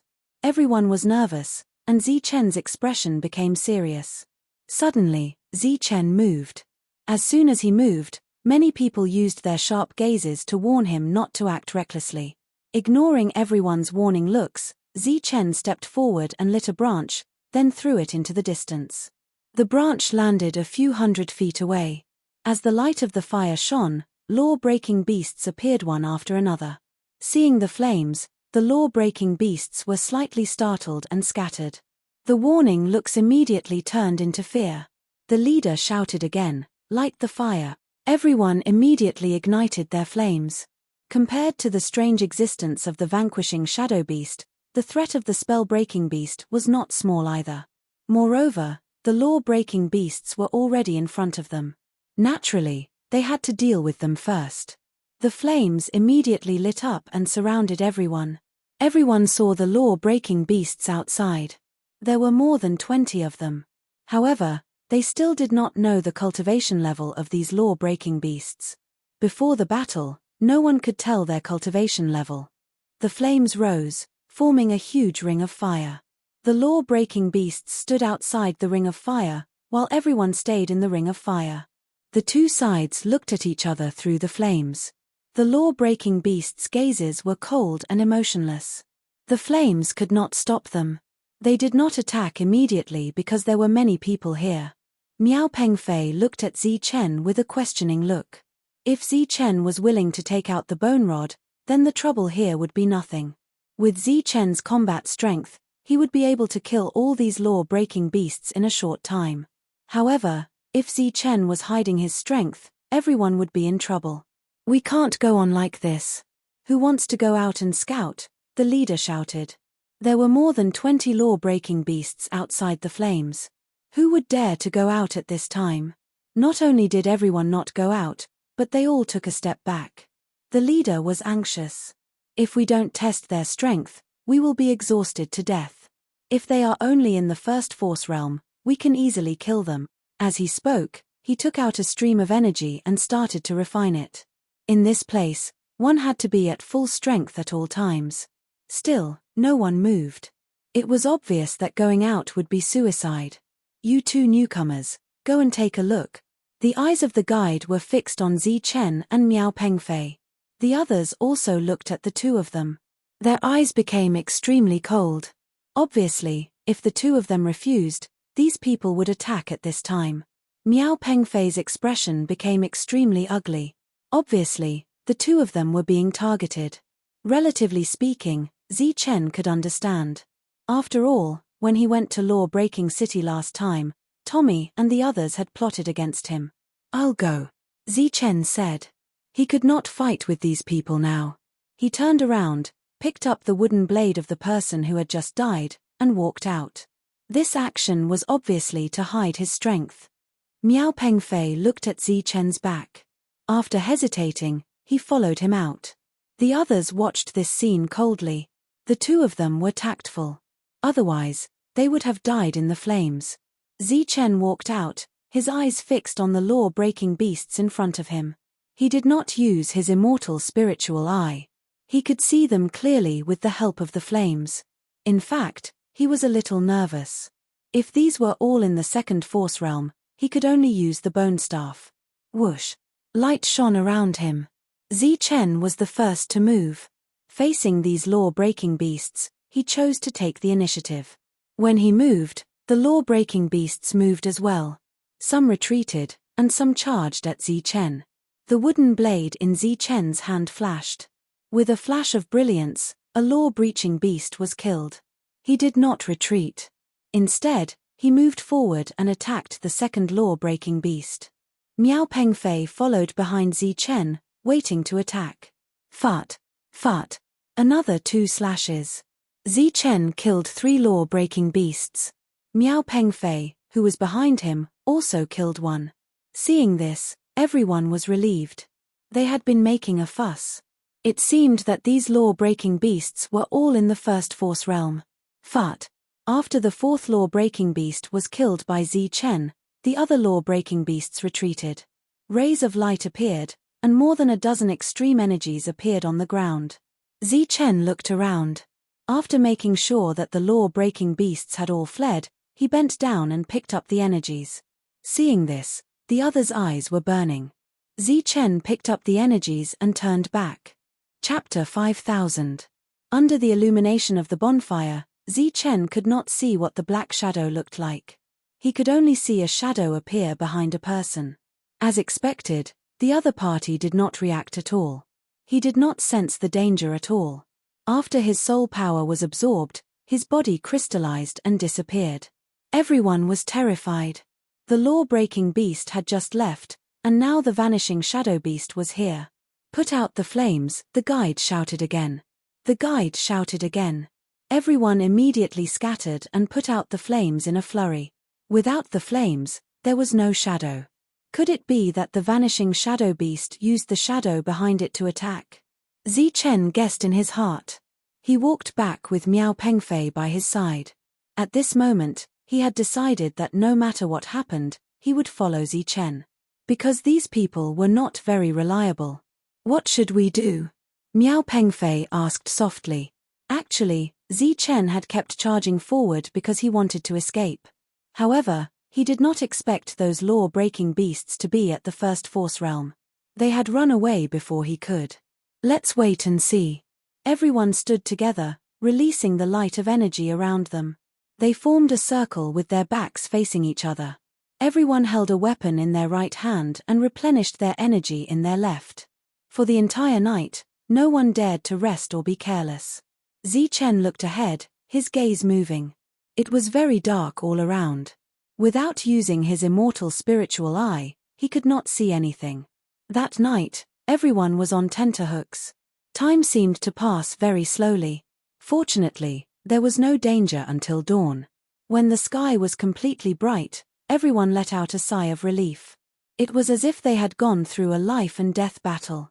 Everyone sat down dispiritedly, almost collapsing. "If you don't want to die tonight, you'd better hurry." The guide's voice was cold as he walked forward first. After hesitating, the others followed.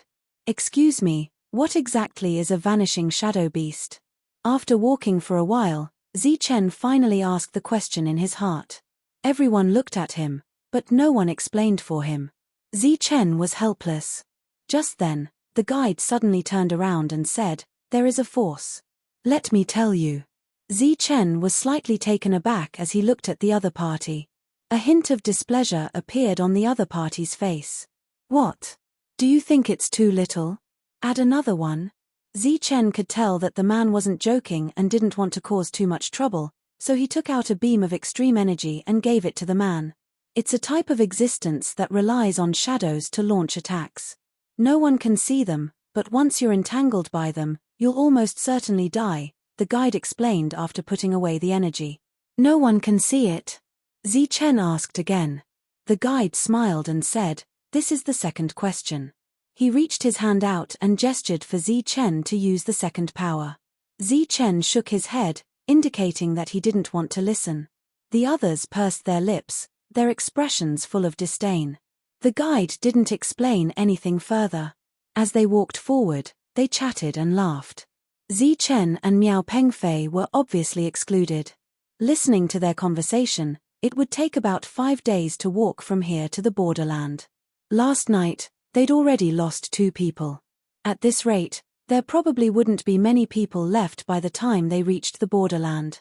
A day passed, and no one gave them any payment. They probably only got it when they reached the borderland, so they'd have to pay for it themselves. At night, they continued to gather together. Although lighting a fire was useless, they still picked up some firewood in case they needed it. "You two, go over there and gather." At this moment, a burly man walked over and kicked Miao Pengfei. "What did you say?" Miao Pengfei stood up. "I said, you two, get out of here." At this moment, there were piles of firewood all around them, but they hadn't been lit yet. Miao Pengfei was furious. They'd already been used as cannon fodder last night, and now they were going to be used as bait again. But just as he was about to refuse, the others surrounded him and stared coldly at him. Obviously, the remaining 12 people formed a team and excluded the 2 of them. They were isolated. "It's your first time here, so it's best if you can train alone. Of course, if an accident happens, we'll help you in time." The guide walked over. "After all, we're all in the same boat, so we should take care of each other." Miao Pengfei wanted to argue, but Chen suddenly said, "Let's go." As he left, he took some of the firewood with him. Seeing this, Miao Pengfei also took some and left. The others didn't say anything. After all, their flames wouldn't be lit under normal circumstances. The crowd was divided into 2 teams, one with 12 people, the other with only 2 people.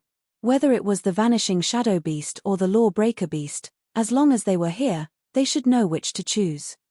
Chen and Miao Pengfei walked to the side and started to arrange the firewood. Miao Pengfei said worriedly, "We're being targeted. What should we do now?" "Let's wait and see. If it doesn't work out, we'll leave." Chen's biggest advantage was that he could see the vanishing shadow beast. At the same time, it was also the main reason why Miao Pengfei was willing to follow Chen and trust Chen. And until now, Chen hadn't revealed his bone rod. Clearly, he was confident. Chen didn't hesitate and lit the fire. This made the 12 people nearby sigh in relief. This idiot's actions would only make them safer. Night fell. There was no Chen in the sky, nor was there a moon. It was pitch black. Beside the bonfire, Chen turned and looked in the direction of the 12 people.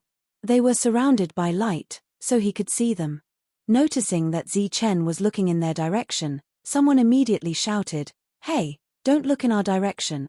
Miao Pengfei was uneasy. He whispered, "Chen, why don't you come and look at me?"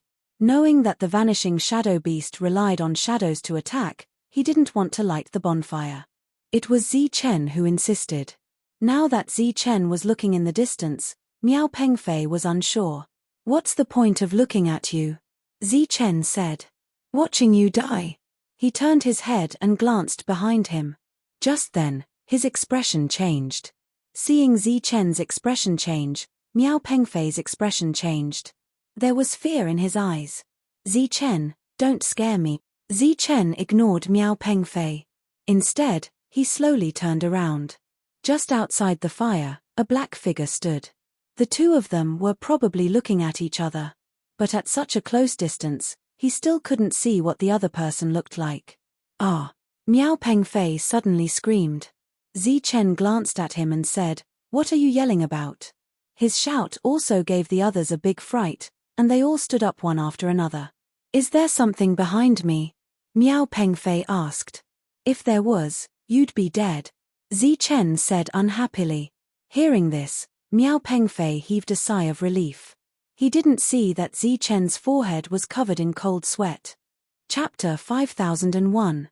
Zi Chen stood up and stared at the black shadow in front of him. More and more cold sweat appeared on Miao Pengfei's face. Zi Chen gripped the long saber in his hand tightly and dashed forward in an instant. A strong wind blew from the side like a chilly wind, causing Miao Pengfei to shiver uncontrollably. Swoosh! Zi Chen slashed forward with the wooden saber in the field. A golden light streaked across the air and disappeared in a flash.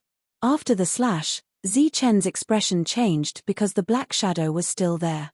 The two seemed to be in different time and space. Zi Chen couldn't hurt him at all. "Zi Chen, what are you doing?" Miao Pengfei turned around and looked at Zi Chen. "There was nothing here." Zi Chen said, "I'm practicing my saber technique. I haven't tried it for a long time." As he spoke, Zi Chen struck out with his saber again and again. Every strike was aimed forward. In the eyes of the crowd, Zi Chen was just attacking the air and looked very silly. But in front of Zi Chen, the black shadow stood there and looked at him indifferently. During this period, the long saber he slashed would pass by the black shadow and couldn't hurt him at all. He slashed more than a dozen times in a row. "Idiot, do you have energy that you don't know where to use? It's late. Don't play any tricks. Are you trying to dance like a god? Quickly stop and just stand there." The crowd in the distance also began to shout loudly. In fact, it was reasonable to say that Zi Chen's actions would attract more attention and the crowd would be safer. It was just that this kind of crazy saber attack was like a sudden onset of illness. Everyone felt apprehensive. Zi Chen put away the wooden saber and retreated because the black shadow disappeared. It disappeared into thin air.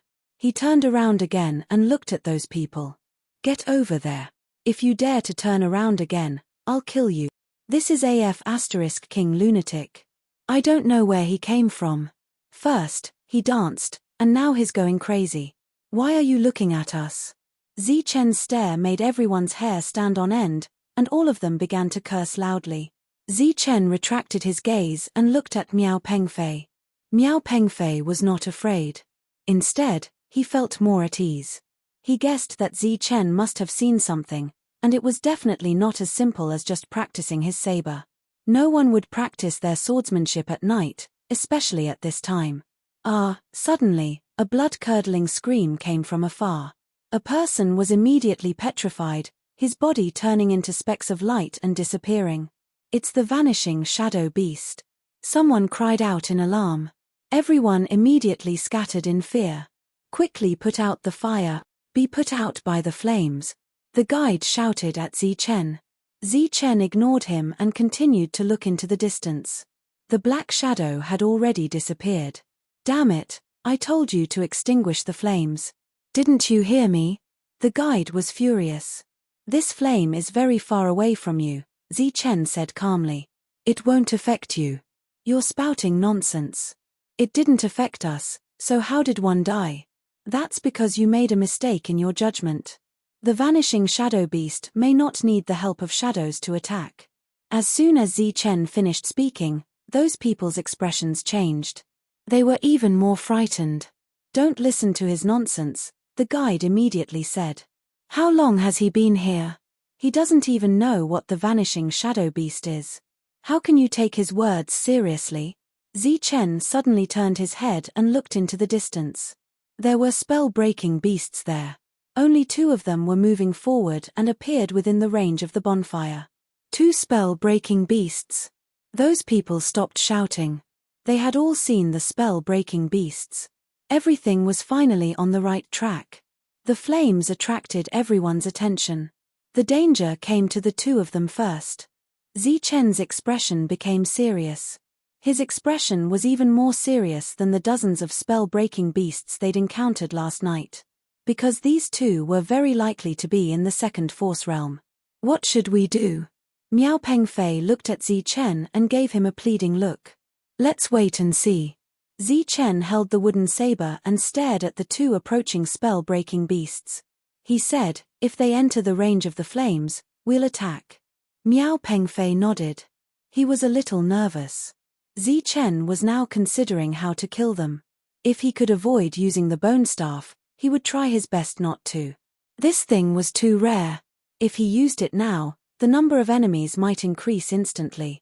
Then he could only use the spell-breaking art. Although it was very energy-consuming, it would not expose anything. The others in the distance were silent. They were almost holding their breaths. At this moment, they were in the dark, while Chen was in the light. No matter how the spell-breaking beasts looked, they would look for Chen first. The spell-breaking beasts went outside the bonfire and did not attack. Chen and Miao Pengfei looked at the spell-breaking beasts warily. The 2 sides were in a stalemate. It seemed that they were competing to see who was more patient. The 11 people were obviously the most patient. They did not rush. If the 2 sides could face each other until dawn, it would be a good thing for them. Because if the 2 of them did not die the next night, they could be cannon fodder again.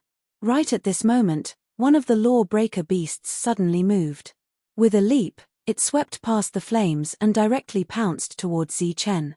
As it pounced, 2 rays of light lit up around its body.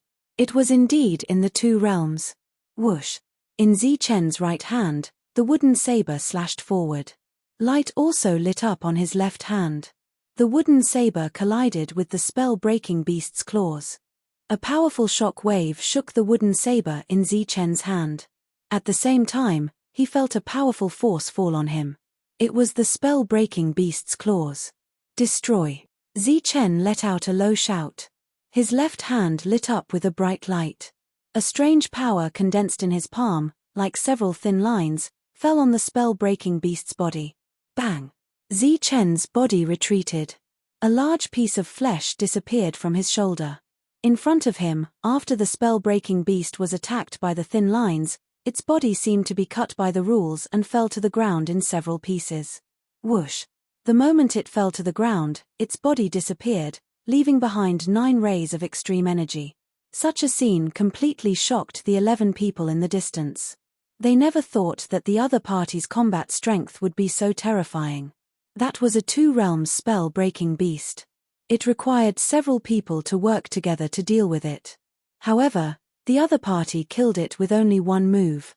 At this moment, they truly understood the strength of Chen's combat strength. They had actually used such an expert as cannon fodder. Perhaps it was because this move was too frightening, but outside the flames, the other law-breaking beast saw this and turned to run. Miao Pengfei was also stunned. He had never seen Chen use the spell-breaking technique. This was also the first time. He did not expect it to be so lethal. Chen threw away the half of the wooden saber in his hand, then went forward to pick up the energy on the ground. He left 1 ray to refine and recover his injuries. He put away the rest. He left the bonfire and walked toward the 11 people. Seeing this, everyone's expression changed greatly. Was he going to settle the score with them? Misunderstanding. Seeing this, the being immediately said. Chen ignored him. He walked to the side of the disappeared being and picked up its wooden weapon. Chapter 5002. These 11 people were all looking at Chen. During this time, no one dared to stop Chen. The extreme energy was constantly healing his injuries. Chen's injuries were not light after that head-on clash.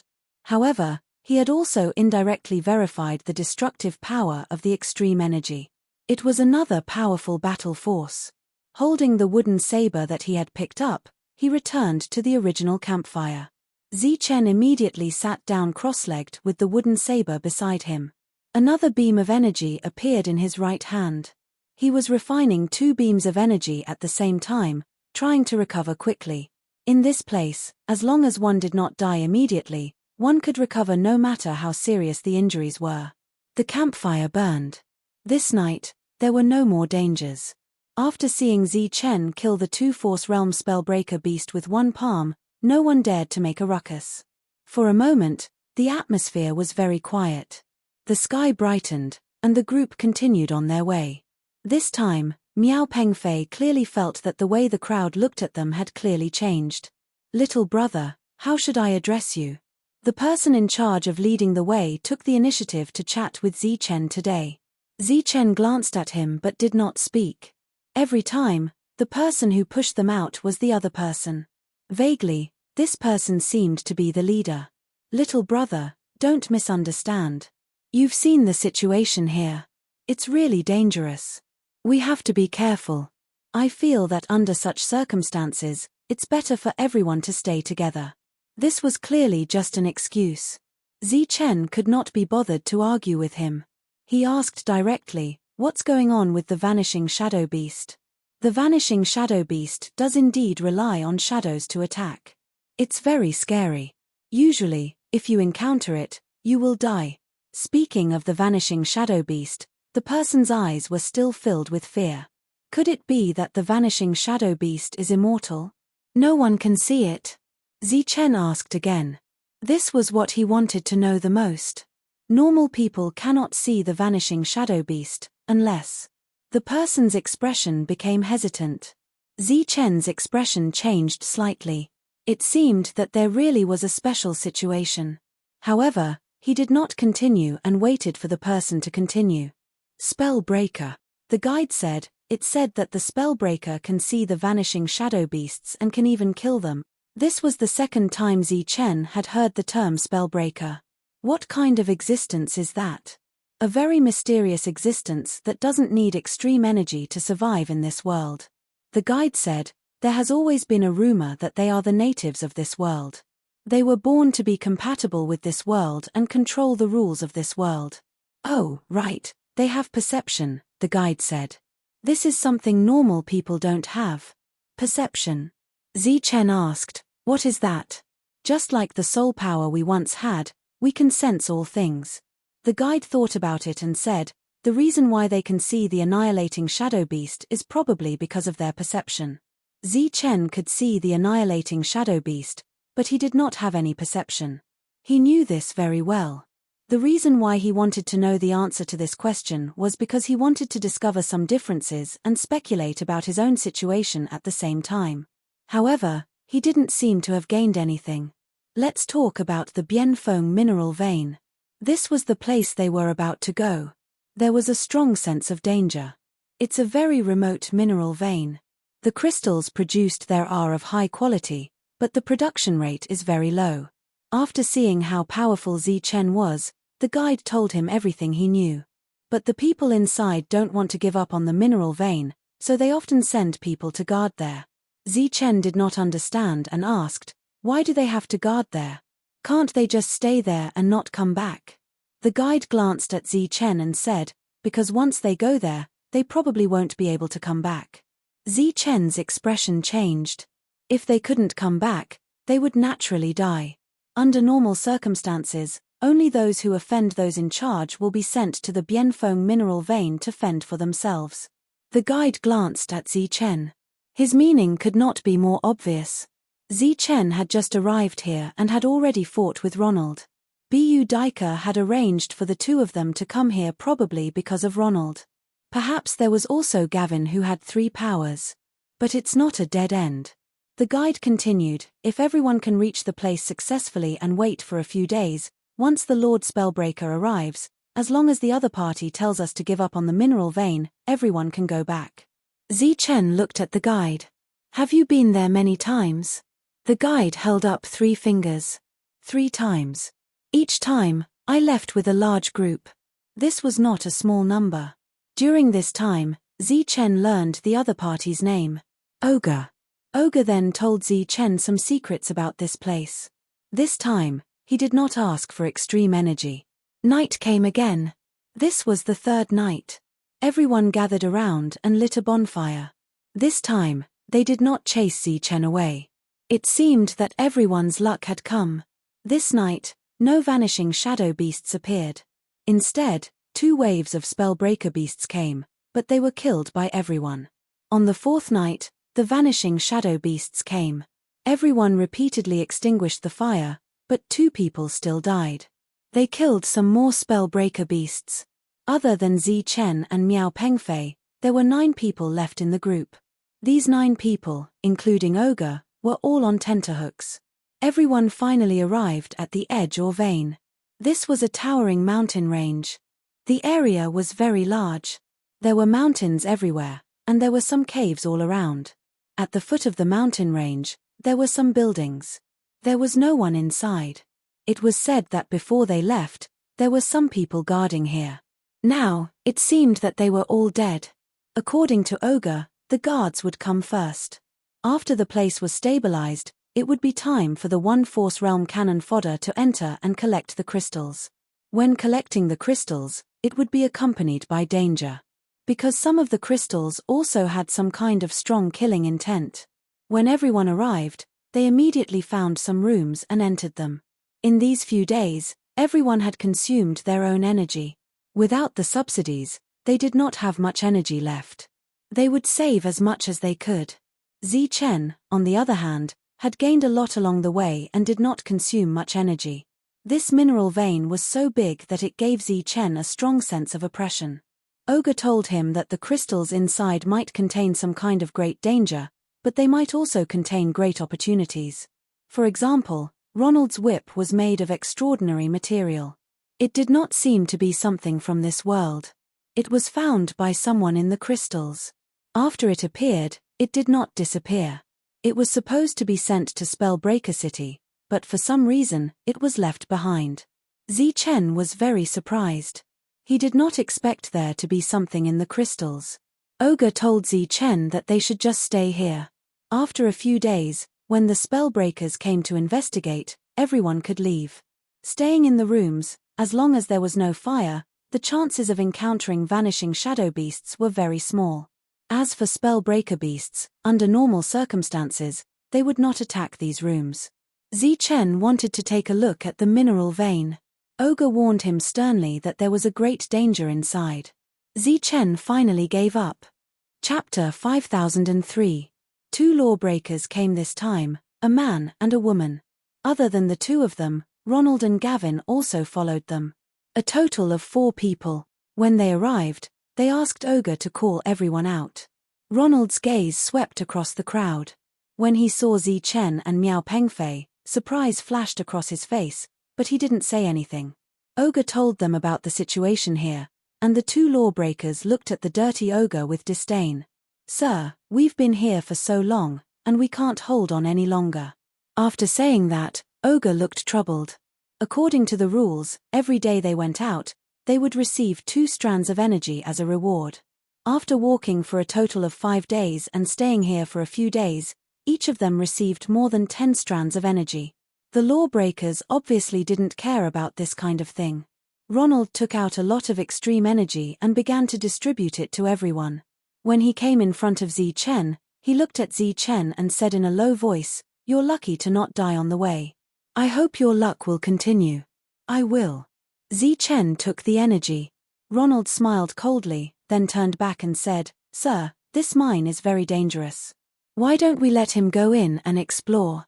Ronald pointed at Zichen. "His speed is good. It won't take long for him to go back and forth." The lawbreaker seemed to be a little moved. The edge mine was indeed a little strange. The woman said with disdain, "They're all dirty.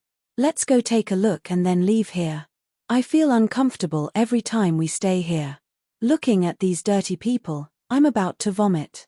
The 2 lawbreakers, like the lawbreakers, didn't have any energy flowing around them, but it was said that the lowest realm of lawbreakers was the 4 strength state. At this moment, facing the woman's disdain, everyone was silent. Obviously, they didn't dare to refute. Okay then. The Magi Breaker nodded, and the two of them walked towards a hole. Gavin and Ronald didn't go over, but waited here. Zichen turned and walked toward his residence. Stop right there. Did I say you could leave? A cold voice rang out.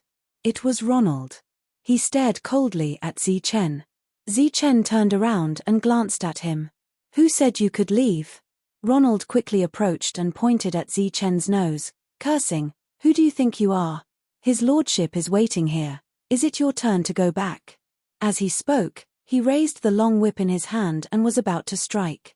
When the others saw this, their expressions changed. They had all witnessed Zichen's strength with their own eyes. If Ronald were to make a move now and anger Zichen, he would definitely not be able to survive. If you want to die, then do it. A cold killing intent flashed in Zichen's eyes. From August GE, he knew that there were no rules in this place. Whoever was stronger had the final say. The reason why Ronald could command a portion of the people here was not because he was strong, but because he had a good relationship with Gavin. Jiao Wen, who was at the Three Forces realm, was undoubtedly the strongest person here. What, you dare to threaten me? Ronald glared at Zichen. However, he did not strike with his whip, perhaps because he sensed danger. Zichen's eyes were filled with cold killing intent. Miao Pengfei stood beside Zichen and looked at Zichen worriedly. He was well aware of Zichen's strength. It was too easy for him to kill Ronald, but there was still Gavin, who was at the Three Forces realm. Ronald, what are you doing? Gavin's voice rang out. He walked over with a face full of dissatisfaction. Boss, this guy obviously doesn't know the rules. We haven't left yet. How is it his turn to leave? Ronald said angrily. If you haven't left, you can continue to stay here. Zichen glanced at Ronald with an indifferent expression and turned to leave. How dare you speak to me with such an attitude? Do you want to die? Ronald said coldly. Zichen turned to look at him. You tried to harm me just now, but failed. That was the first time. Now, you're bothering me for no reason. This is the second time. If there's a third time, I don't mind killing you. Zichen looked at the whip in Ronald's hand and said, Good, I'm very interested in that whip. This was a blatant threat. After saying that, Zichen turned and left. Seeing this, Miao Pengfei followed Zichen and left. Ronald was angry and wanted to say something, but he was stopped by Ogre. Gavin narrowed his eyes. There was a hint of coldness in his eyes. He did not like the other party's arrogance. Let go of me, I'm going to kill him. Ronald was obviously still angry. Sir, please calm down. If you go now, I'm afraid you won't be able to come back, Ogre said. What do you mean? Ronald said angrily. You're saying I can't beat him? The others did not say anything. They even watched happily as he went to find trouble with Zichen. Ronald had always been disliked. If it was not for Gavin's protection, he would have died many times. For a moment, many people blamed Ogre in their hearts for being a busybody. I'm not sure about Sir's combat strength, but that Zichen can kill a second Force Law Breaker beast with one palm, Ogre said. What? Ronald's expression changed. Now that he saw a second Force Law Breaker beast, it was a matter of whether he should run or not. He did not even dare to fight, let alone kill it. Even Gavin, who was beside him, had a flash of surprise in his eyes. He found it unbelievable. Is what you said true? Ogre nodded and said, Yes, I saw it with my own eyes. If you don't believe me, you can ask the others. They also saw it with their own eyes. Gavin looked at the crowd, and they nodded reluctantly. After Ronald heard the details, he was really frightened. The other party was obviously not joking. He looked at Gavin beside him and felt very lucky. Fortunately, the boss came along and made Zichen cautious. Otherwise, the other party might have killed him just now. I didn't expect such a strong person. Gavin's eyes flashed, but he did not say anything. When the others saw this, they all went back. If they stayed outside, their energy would be constantly depleted. It was much better to stay in the room. In the end, only Gavin, Ronald, and Ogre were left. Gavin said to Ogre, You've worked hard on this journey. When this is over, come back with us. Now, you should go back too. Thank you, sir. Ogre's eyes were filled with joy. Boss, what do we do now? After Ogre left, Ronald looked at Gavin. Gavin's eyes flashed with a murderous intent. Think of a way to kill him. Boss, you want to do it yourself? Ronald's eyes lit up. In his eyes, the three-force realm boss was omnipotent. Gavin shook his head and said, No, I'll kill him with a borrowed knife. Now that he knew how powerful Zichen was, all the more he couldn't let Zichen live. If a second force realm opponent had such combat strength, wouldn't he be even stronger once he advanced to the third force realm? When that time came, where would he find a place for himself? Suddenly, a powerful fluctuation came from the hole in front of them. The two lawbreakers who entered the hole not long ago ran out in a sorry state. The two of them were surrounded by light, and there were a total of 4 forces. Chapter 5004. The two lawbreakers escaped from the pit. When they entered earlier, they were still able to maintain their poise, but now they looked very pathetic. Gavin immediately stepped forward and asked, My lord, what's the situation? The man was still rational and shook his head. The woman who had been hooting earlier was now extremely frightened, and her face was as pale as a sheet of paper. Let's go back. It's too scary here. She was obviously frightened. She did not expect that just entering a pit would be so terrifying. The man who had been obedient to the woman before shook his head and said, The situation here is not clear yet. We can't leave yet. The woman said unhappily, Don't you know how dangerous it is in there? Do you want to die in there? My lord, I have someone here who is not afraid of danger. We can send him in to take a look. Gavin heard the woman's words and glanced at Ronald. Ronald instantly understood and immediately gave a suggestion. The man did not want to go any further and was a little moved. The woman beside him said, Then what are you waiting for? Hurry up and let him out. Ronald proudly shouted for Zichen in a very loud voice. However, there was no movement from Zichen's room. Ronald shouted a few more times, but there was still no response.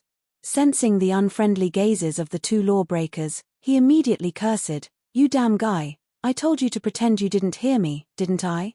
Do you still have any respect for my lord? He stepped forward and kicked open Zichen's door while cursing. Zichen, you. Before he could finish his words, a fist light appeared from the room and hit him squarely on the forehead. Bang! His body flew backward and landed more than 100 feet away. You're courting death. Gavin immediately shouted angrily when he saw this from afar. Oh, it's a person. I thought it was a law-breaking beast. Zichen glanced in Gavin's direction. Sorry, I've been chased by law-breaking beasts recently. It's a conditioned reflex. Cut the crap. My lord wants you to go in and take a look. Gavin couldn't be bothered to argue with Zichen. After all, it was impossible to come out alive after entering. Zichen said, Only important people have the right to explore the potholes.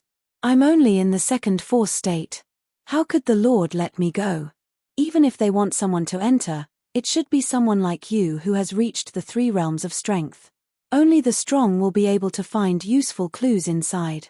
Gavin obviously didn't expect Zichen to say such a thing, and his face immediately darkened. Obviously, he was trying to kill him on purpose. His face darkened, and he said coldly, Cut the crap and go in quickly. At this moment, Ronald also stood up and shouted at Zichen, Are you going to disobey Master's orders? Gavin turned to the 2 spellbreakers and said, This person is extremely cunning and has strong survivability. We will definitely find useful clues if we go in. Ronald also chimed in, That's right. My boss is very familiar with the people here and knows how capable they are. My lord, sending him in is the most appropriate choice. T. I was sent here on the day I arrived. You don't even know my name. How can you understand me? It was obvious that the other party wanted him dead. Zichen did not care about their expressions and cursed, You two black-hearted bastards. You just want me to die. Don't make it sound so nice. If you have the ability, you two can go in. One of you is in the second force state, and the other is in the third force state. Won't the chances of survival be higher if you team up? The Lord has already ordered. You don't have the right to choose. Now, you have to go in even if you don't want to, Gavin said coldly. Zichen walked forward. If you want me to go in, that's fine. But this idiot has to come with me. Zichen pointed at Ronald. Ronald's expression changed drastically. Obviously, he didn't dare to go in. Zichen's meaning was clear. He would only die if he went in. This is not appropriate. Only one person can go in, Gavin said, obviously wanting to protect Ronald. Zichen sneered, not appropriate. Then you go in. You ugly people are too troublesome. Hearing the argument, the woman said impatiently, You go in first. They can go in after you die. The woman pointed at Zichen. No matter what, the four of them came here together. They had met each other before. Since they were going to die, of course they should let the strangers go first. Zichen glanced at the two spellbreakers. The woman looked at him with disdain. Why? You don't want to? Zichen immediately shook his head. No. Then why aren't you going in? Why are you dawdling here? Ronald shouted coldly. Don't you know that the Lord wants to vomit when he sees you? Why aren't you scramming? Zichen walked toward Ronald, his eyes cold. What are you doing? Seeing Zichen walking over, Ronald's eyes were filled with fear and he immediately stepped back. The others saw this and their expressions changed. Don't misunderstand, Lord. I need a handy weapon. I think the one in his hand is just right. After Zichen finished speaking, he suddenly increased his speed and arrived in front of Ronald in an instant. Ronald's eyes were filled with fear. He immediately raised the long whip in his hand. Zichen's eyes flashed with cold killing intent. You're right about one thing. I'm faster than you. At this moment, many people walked out of the room. After seeing this scene, their expressions changed. Was Zichen planning to force his way in? After all, there were 3 powerhouses here. At this moment, Zichen's palm fell. It was indeed faster than the long whip. Destruction. A powerful force surged, forming a strange law attack that landed on Ronald's body. Buzz. Ronald's body suddenly trembled, and the long whip stopped in midair. Zichen reached out and grabbed the long whip. Looking at the widened eyes of Ronald, he thanked him. As soon as he finished speaking, Zichen retreated. Ronald's body immediately split into pieces. As if his soul had been devoured by the annihilating shadow beast, his body turned into several pieces of crystal, then turned into infinite laws and disappeared. This scene shocked everyone.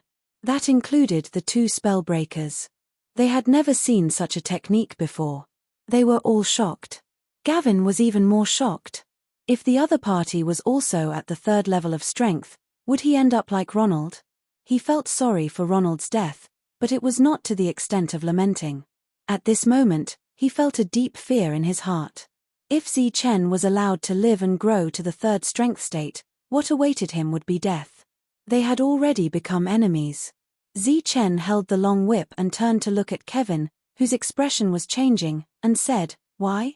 Do you want to go down with me? Kevin was indeed tempted. As a 3rd strength state, it should be no problem for him to kill the other party. However, after a slight hesitation, he gave up. Even the 2 4th strength state cultivators were scared out of their wits. A mere 2nd strength state cultivator would definitely die. Why? You don't dare. Zichen's lips curled into a mocking smile. You talk too much nonsense. Hurry up and go down, or I'll slap you to death. Chapter 5005. The female spellbreaker had an impatient look on her face. She looked like she was going to slap Zichen to death if he didn't go in. Both parties seemed to have fallen into a cycle. The spellbreaker did not dare to enter the mine, but she dared to kill Zichen. Zichen dared to enter the mine, but he dared not fight the spellbreaker. Zichen felt that if he fought Gavin, who was at the 3rd strength realm, he might win.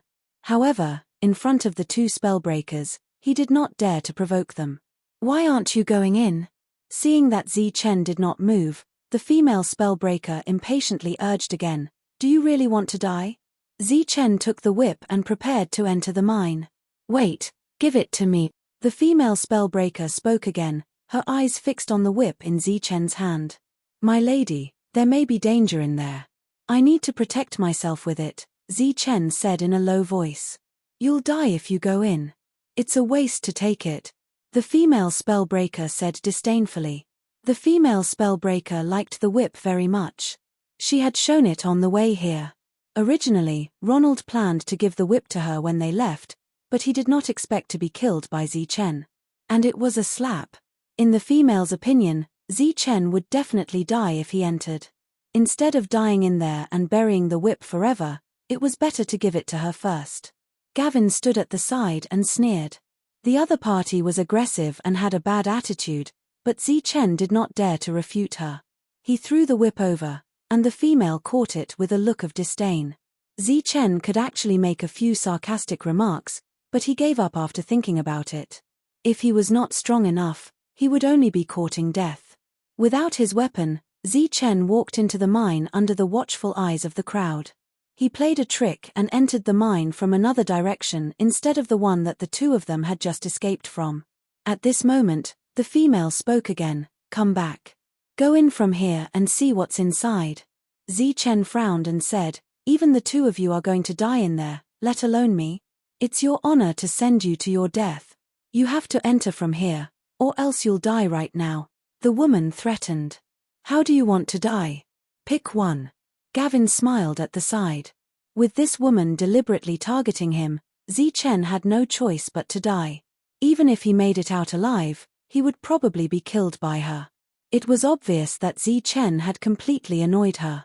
If it weren't for the fact that she wanted him to enter the mine, she would have killed him already.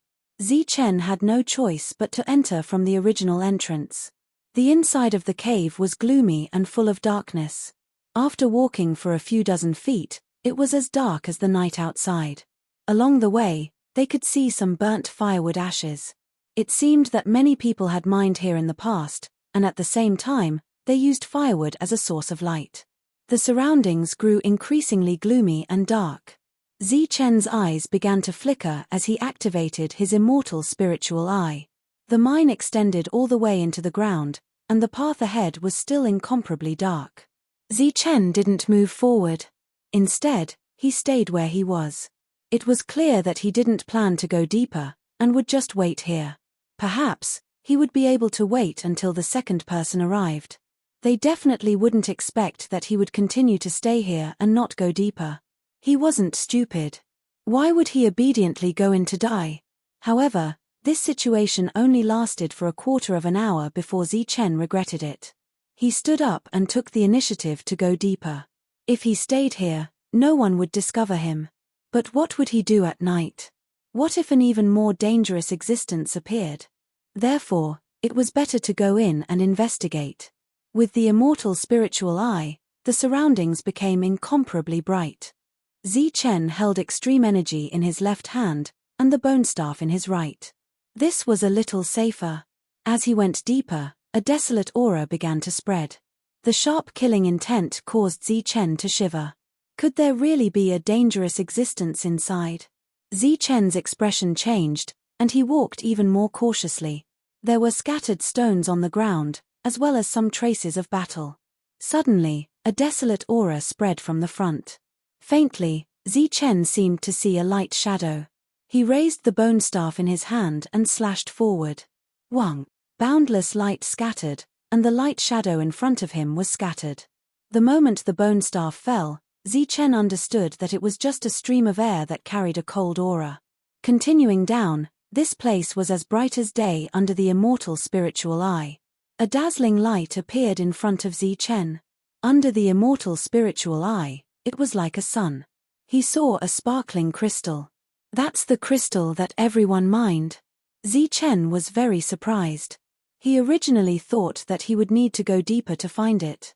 He didn't expect to encounter it just as he arrived here. However, as Chen approached, the crystal suddenly shattered. An intense desolate aura filled the surroundings. A black shadow rushed straight at Chen. Chen raised the bone staff, but before it could fall, the black shadow fell on Chen's body. Poof! In an instant, Chen's heart was pierced, and a large hole appeared in his chest. Chen immediately felt weak and quickly retreated. The extreme energy in his hand was being rapidly refined to mend the wound on his chest. The black shadow disappeared, but it was still an intense killing intent. There was no real living thing. However, the killing intent was real. It was hidden in the crystal. It was like countless years ago, when the killing intent of an expert manifested, it was unintentionally sealed. Zichen's face was pale. The killing intent from before was too fast, and he had no time to react. He used up 2 streams of energy to mend the hole in his chest. When he moved forward again, he became very careful. However, he didn't encounter any other killing intent along the way. Going deeper and deeper, just as he was about to reach the bottom, Zichen saw another crystal. This time, he was much more careful. However, before he could get close, the crystal shattered on its own. This time, Zichen was prepared. The bone staff in his hand slashed down, smashing toward the killing intent. Light poured out, and the killing intent disappeared. However, before Zichen could breathe a sigh of relief, he heard cracking sounds behind him. He turned around and saw a dazzling light. Those were all crystals. They appeared out of thin air and appeared in front of Zichen's escape path. At the moment, these crystals shattered, and a lot of killing intent appeared. Zichen's face changed greatly. He wanted to run forward, but when he turned around, he saw even more killing intent. There was no path in front or behind. His vision was filled with killing intent. What awaited Zichen was death. At this moment of life and death, a light suddenly appeared beside Zichen. This light, with Zichen as the center, spun quickly. All the killing intent that came in contact with it disappeared. It wasn't destroyed, but absorbed. Chapter 5006. The slaughtering spirit turned into a ray of light and danced around Zichen. Everywhere it went, the cold killing intent was absorbed. When Zichen obtained the bone rod, the body part next to the bone rod was filled with killing intent. The killing intent was absorbed by the slaughtering spirit. Now, at this moment, the slaughtering spirit showed itself. When Zichen saw this scene, he was both surprised and delighted. Not only did the slaughtering spirit save his life, it also became another big help for him after he obtained the bone rod. He would remember this grudge for scheming against him. The more power a person has, the more they will think. Even though the woman was aggressive, Zichen knew that he could not do anything to her. As for hatred, it was meaningless. But now, it was different. He had the slaughtering spirit. If he ambushed her, it was not impossible to succeed. As long as he grasped the right timing, he would be able to get his revenge very quickly. Of course, before that, Zichen felt that he had to go in and take a look. The slaughtering spirit's nourishment was endless killing intent. If there was a lot of killing intent here, it would strengthen the slaughtering spirit. Taking out a ray of extreme energy, Zichen continued to move forward while refining it. After the slaughtering spirit appeared, his energy was being consumed. Plus, the bone rod and the celestial spiritual eye were being consumed. He needed to replenish them. The crystal from before did not appear again. But Zichen's doubts did not disappear for a long time. There was obviously no one here. Then what was with the crystal that suddenly appeared behind him? When he walked past, he did not see it. Just like that, they continued to go deeper, and the killing intent they encountered along the way became even more terrifying. Buzz! The slaughtering spirit shook and released specks of light that enveloped Zichen. A clear feeling spread throughout his body, blocking out all the killing intent around him. Zichen could feel the slaughtering spirit's mood. It was very happy and was very satisfied with this place. The tunnel continued to extend downwards. Along the way, there were some forks. Zichen did not take a detour and walked all the way to the bottom. With the protection of the slaughter spirit, there were no other dangers along the way. Zichen walked all the way to the underground. When they arrived at the underground, the area here was even larger, and it was also the end. Looking around, there were crystals everywhere, and the light was very dazzling. The people who came here to mine should have stopped. The reason they stopped was not because they retreated, but because they died. These crystals were like a huge and complete seal. Inside the seal was a messy battlefield. Through the crystal, Zichen saw some broken weapons and mutilated corpses. Other than that, he didn't see a complete thing. The slaughter spirit trembled, releasing strands of aura. At this moment, a crack suddenly appeared on the crystal in front of him, and then it exploded. A terrifying killing intent instantly enveloped the surroundings. It was as if countless sword lights were pressing against one's heart, forming a deadly crisis. Wang. The slaughter spirit released a blazing light that swallowed up all the killing intent nearby. Like a whale sucking in water, the killing intent couldn't even get close to Zichen before it was completely devoured by the spirit of slaughter. The crystal in front of him was disappearing, and the things inside the crystal were also disappearing. As the crystal shattered, it was as if they had been washed away by the river of time, disappearing and vanishing. The crystal was disappearing in large amounts. This battle that took place many years ago disappeared just like that, and no one would know about it in the future. During this time, Zichen paid special attention to some broken weapons. There was a high chance that they could be preserved. But as the crystal shattered, and the killing intent surged out, those things that were previously clear turned into ashes and disappeared. Zichen stood in place, watching the crystal shatter and disappear completely. The slaughter spirit released a cheerful mood. At first, it was absorbing above Zichen's head, but later, it turned into a stream of light and flew forward. The infinite killing intent followed it, and was absorbed by it. Zichen leaned against the mine, watching this shocking scene. The infinite light in his eyes was also quickly dimming. After using up the extreme energy, Zichen took out a second one. The slaughter spirits devouring and flying consumed Zichen's energy, not his own. At the beginning, after it appeared in this world, it didn't use its own power anymore.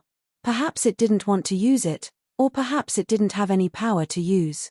Asterisk asterisk asterisk asterisk asterisk asterisk asterisk asterisk asterisk asterisk. The sky darkened, and it was pitch black all around. Gavin invited the two spellbreakers into his room, but he was strongly rejected. The woman looked at everyone and felt disgusted. How could she stay here? Gavin ordered the others to bring over a lot of firewood and light a bonfire. There wasn't much else here, but there was a lot of firewood. This was because the first strength realm cultivators could use it when they went into mine. The night here was very dangerous, but for the 2 4th strength realm cultivators, it was nothing. Everyone else returned to their rooms, and staying in their rooms made them feel at ease. Sir, do we still need to send people in tomorrow? Gavin asked. Zichen had been in there for so long, and the chances of him dying were very high. The two people who knew what was inside were naturally aware of this. Even they were afraid of the killing intent, let alone a second strength realm cultivator. The man said, "Send someone in tomorrow. If he doesn't find anything valuable, he'll just go back." The woman next to him played with the long whip in her hand and asked, "Do you have anyone to choose?" "There's one more. He came with Zichen. We can send him in tomorrow." Gavin was, of course, referring to Miao Pengfei. "All right." The man nodded. Suddenly, his expression changed. He turned to look into the distance, and his expression became alert. Gavin didn't find anything, and his expression didn't change much. The man stood up and looked ahead with a cold expression. He shouted, "You're courting death." A ray of light appeared in his hand, and it fell forward. The ray of light was like a sharp blade, flying forward and cutting through an empty space. Gavin stared ahead, but he didn't see anything. This vanishing shadow beast is indeed difficult to deal with. After the ray of light disappeared, the man said gloomily. With his current strength, he could only see the vanishing shadow beast, but it was extremely difficult to kill it. Fortunately, the vanishing shadow beast had retreated. In the mine, the spirit of slaughter devoured all the killing intent. The crystal in front of Zichen also disappeared. This place became a ruin, and there was no more value. The only thing that was valuable was the killing intent in the crystal. After looking carefully again, Zichen didn't find anything else, so he turned around and left. During this time, he encountered a fork in the road. He walked in again, and soon saw a similar crystal. Chapter 5007. The crystals that appeared in front of Zichen did not all contain killing intent. They were pure energy, almost the same as the ones he fished out from the extreme vortex, except that they were much smaller. It seemed that the people here relied on these crystals to survive. Zichen stepped forward and knocked off a piece. He held it in his hand and tried to refine it, but to no avail.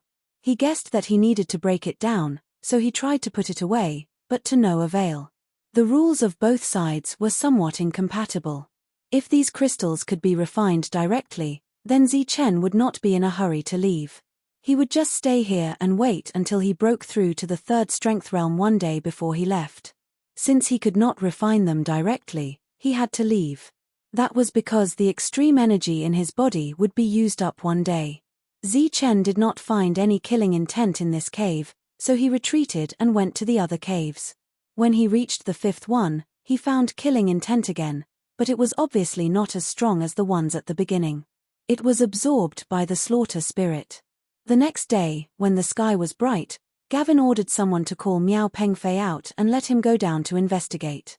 Miao Pengfei's expression was very ugly, but he did not dare to refuse. Even Zichen, who was so strong, did not dare to resist, let alone him. Under the watchful eyes of the crowd, Miao Pengfei walked in, following Zichen's path. He chose this dangerous path because Miao Pengfei firmly believed that with Zichen's ability and means, the chances of him dying were not high. After going a little deeper, Miao Pengfei saw a light in front of him. Just as his expression changed and he was full of vigilance, Zichen's voice rang out. "Why did you come down?" Hearing Zichen's voice, Miao Pengfei heaved a huge sigh of relief. When he saw Zichen approaching, he could not wait to hug Zichen and give him a big kiss. Zichen was not dead, so he was saved. "Did those three ask you to come down?" Zichen asked as he approached. Miao Pengfei nodded. "If you don't come down, you'll die. That's why I came.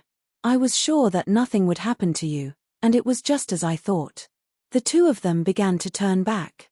Miao Pengfei heard the sound of collisions and was puzzled. "What did you bring?" Zichen said, "The crystals should be what the others need."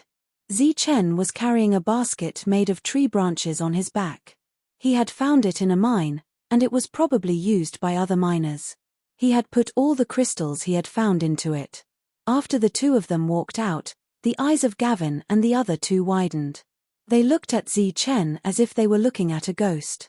"You're still alive?" The man was shocked. The woman was also in disbelief. "After entering, I didn't find any danger, but I did find these things." Zichen walked to the front and put down the basket in his hand. Pieces of crystals appeared one after another. Looking at these crystals, Jiao Wen's expression changed as he said, "These crystals aren't low grade." The man didn't care about the grade of the crystals, but he was surprised that Zichen could survive.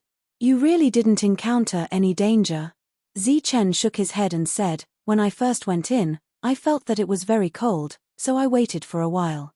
After my body adapted, I continued to go deeper." The woman said disdainfully, "You can adapt to the killing intent.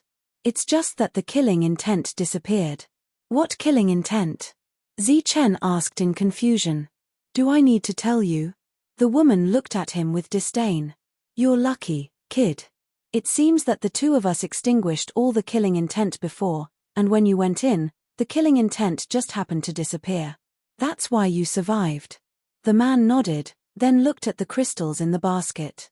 "Are there more crystals in there?" "Not a lot, but not a little either.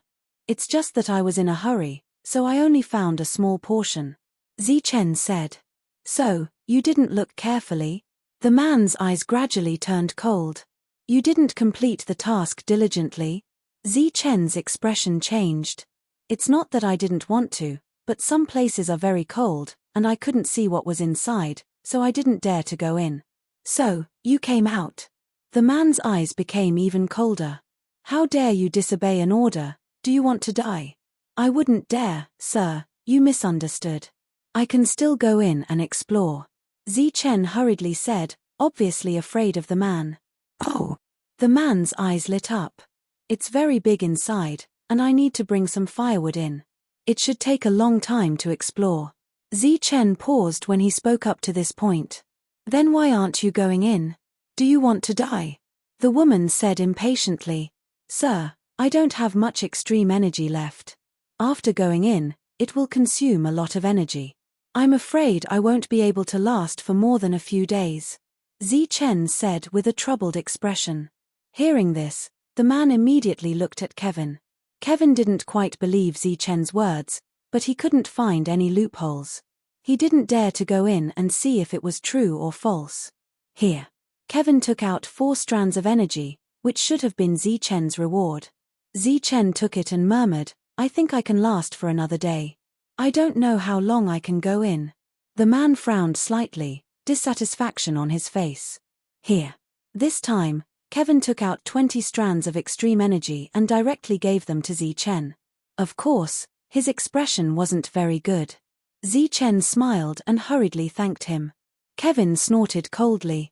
Next, Zichen put down the crystals, put some firewood in a basket, and carried a large bundle into the mine. Miao Pengfei stood in the distance and didn't go in with Zichen. Zichen had clearly said that he could walk faster alone and didn't need others to follow him. After entering the mine again, Zichen lit up a piece of firewood symbolically. Then, he carried it and went to the other mines. He was really exploring this mineral vein. Of course, the most important thing was to find the killing intent in it. During this time, after walking through a few more mines, Zichen finally encountered a large-scale killing intent. The slaughter spirit flew out and began to devour to its heart's content. Zichen also made up his mind to stay here for another 5 days. Regardless of whether he could break through in 5 days, or whether the slaughter spirit could level up, he had to go out and settle this matter with those 3. Zichen didn't come out, so the 3 waited patiently outside. Time passed day by day, and the 3 clearly became anxious. During this time, Kevin suggested that Miao Pengfei go in and take a look. The man shook his head and didn't agree. Because several days had already passed, it was naturally impossible to meet Zichen again. Let's wait for 6 days. He estimated that with Zichen's energy, he should be able to last for 6 days. On the 5th day, Zichen walked out with the crystals on his back. He's still alive. The 2 spellbreakers were very surprised. This was enough to prove that the danger here had been eliminated. At the same time, there was a large vein underground and they could continue to mine. The 2's mission was completed and they could go back. As for Zichen, he was naturally useless. Chapter 5008. Recently, I really haven't been in the right state of mind. My writing is too bad. I'll stop updating for a few days and wait for the big update before updating again. Thunder Marshal will stop updating for a few days. It is in the middle of updating. Please wait for a moment. After the content is updated, please refresh the page to get the latest update. Chapter 5009. Zichen felt a strong threat and guessed their intentions. He said calmly, "Sir, I found a strange place underground." "What place?" the man asked. "At the end of a mine. It was a little cold and I didn't dare to go too deep, but I tried to throw a torch over. There was a faint reflection of light. It seemed to be a large crystal." Zichen gestured with his hands. "It was about this big, about 2 feet wide. It's just a piece of broken crystal. What's so strange about it?" The woman said indifferently, her eyes cold. Zichen scratched his head and said, "I've heard that some weapons come from crystals. Since it's such a large piece of crystal, there might be something inside it. Of course, I'm just guessing because I don't dare to go there." "Really?" The man looked at Zichen. Zichen immediately shook his head. "I'm just guessing. I don't take it seriously." Gavin stared at Zichen's eyes.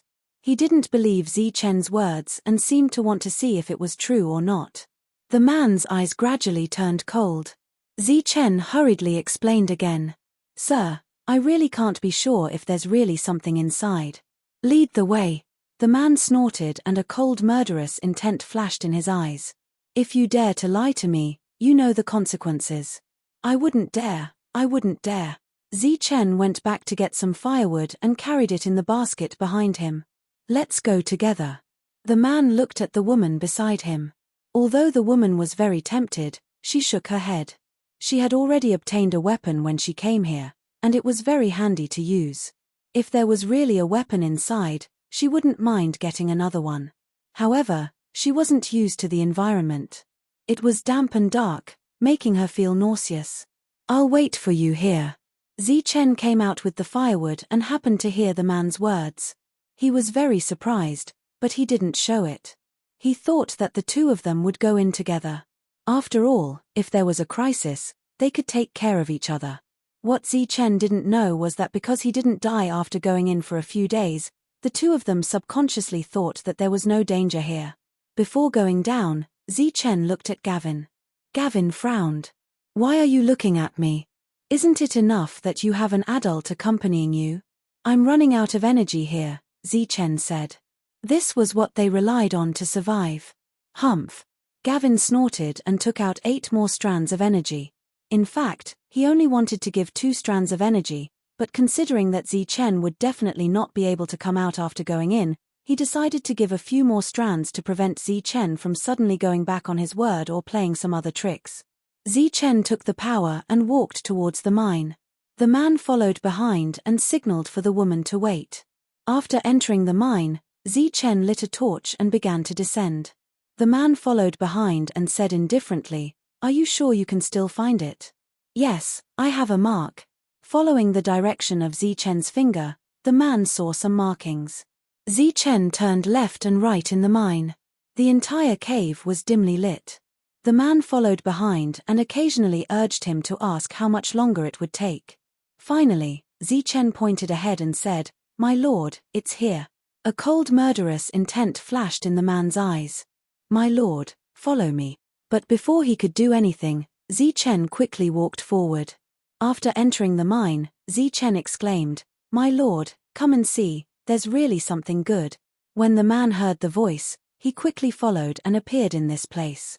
He saw a large number of crystals, but with the appearance of the crystals, there was also a cold murderous intent. Pa, pa, pa. The crystals broke, and the murderous intent surged, heading straight for the man.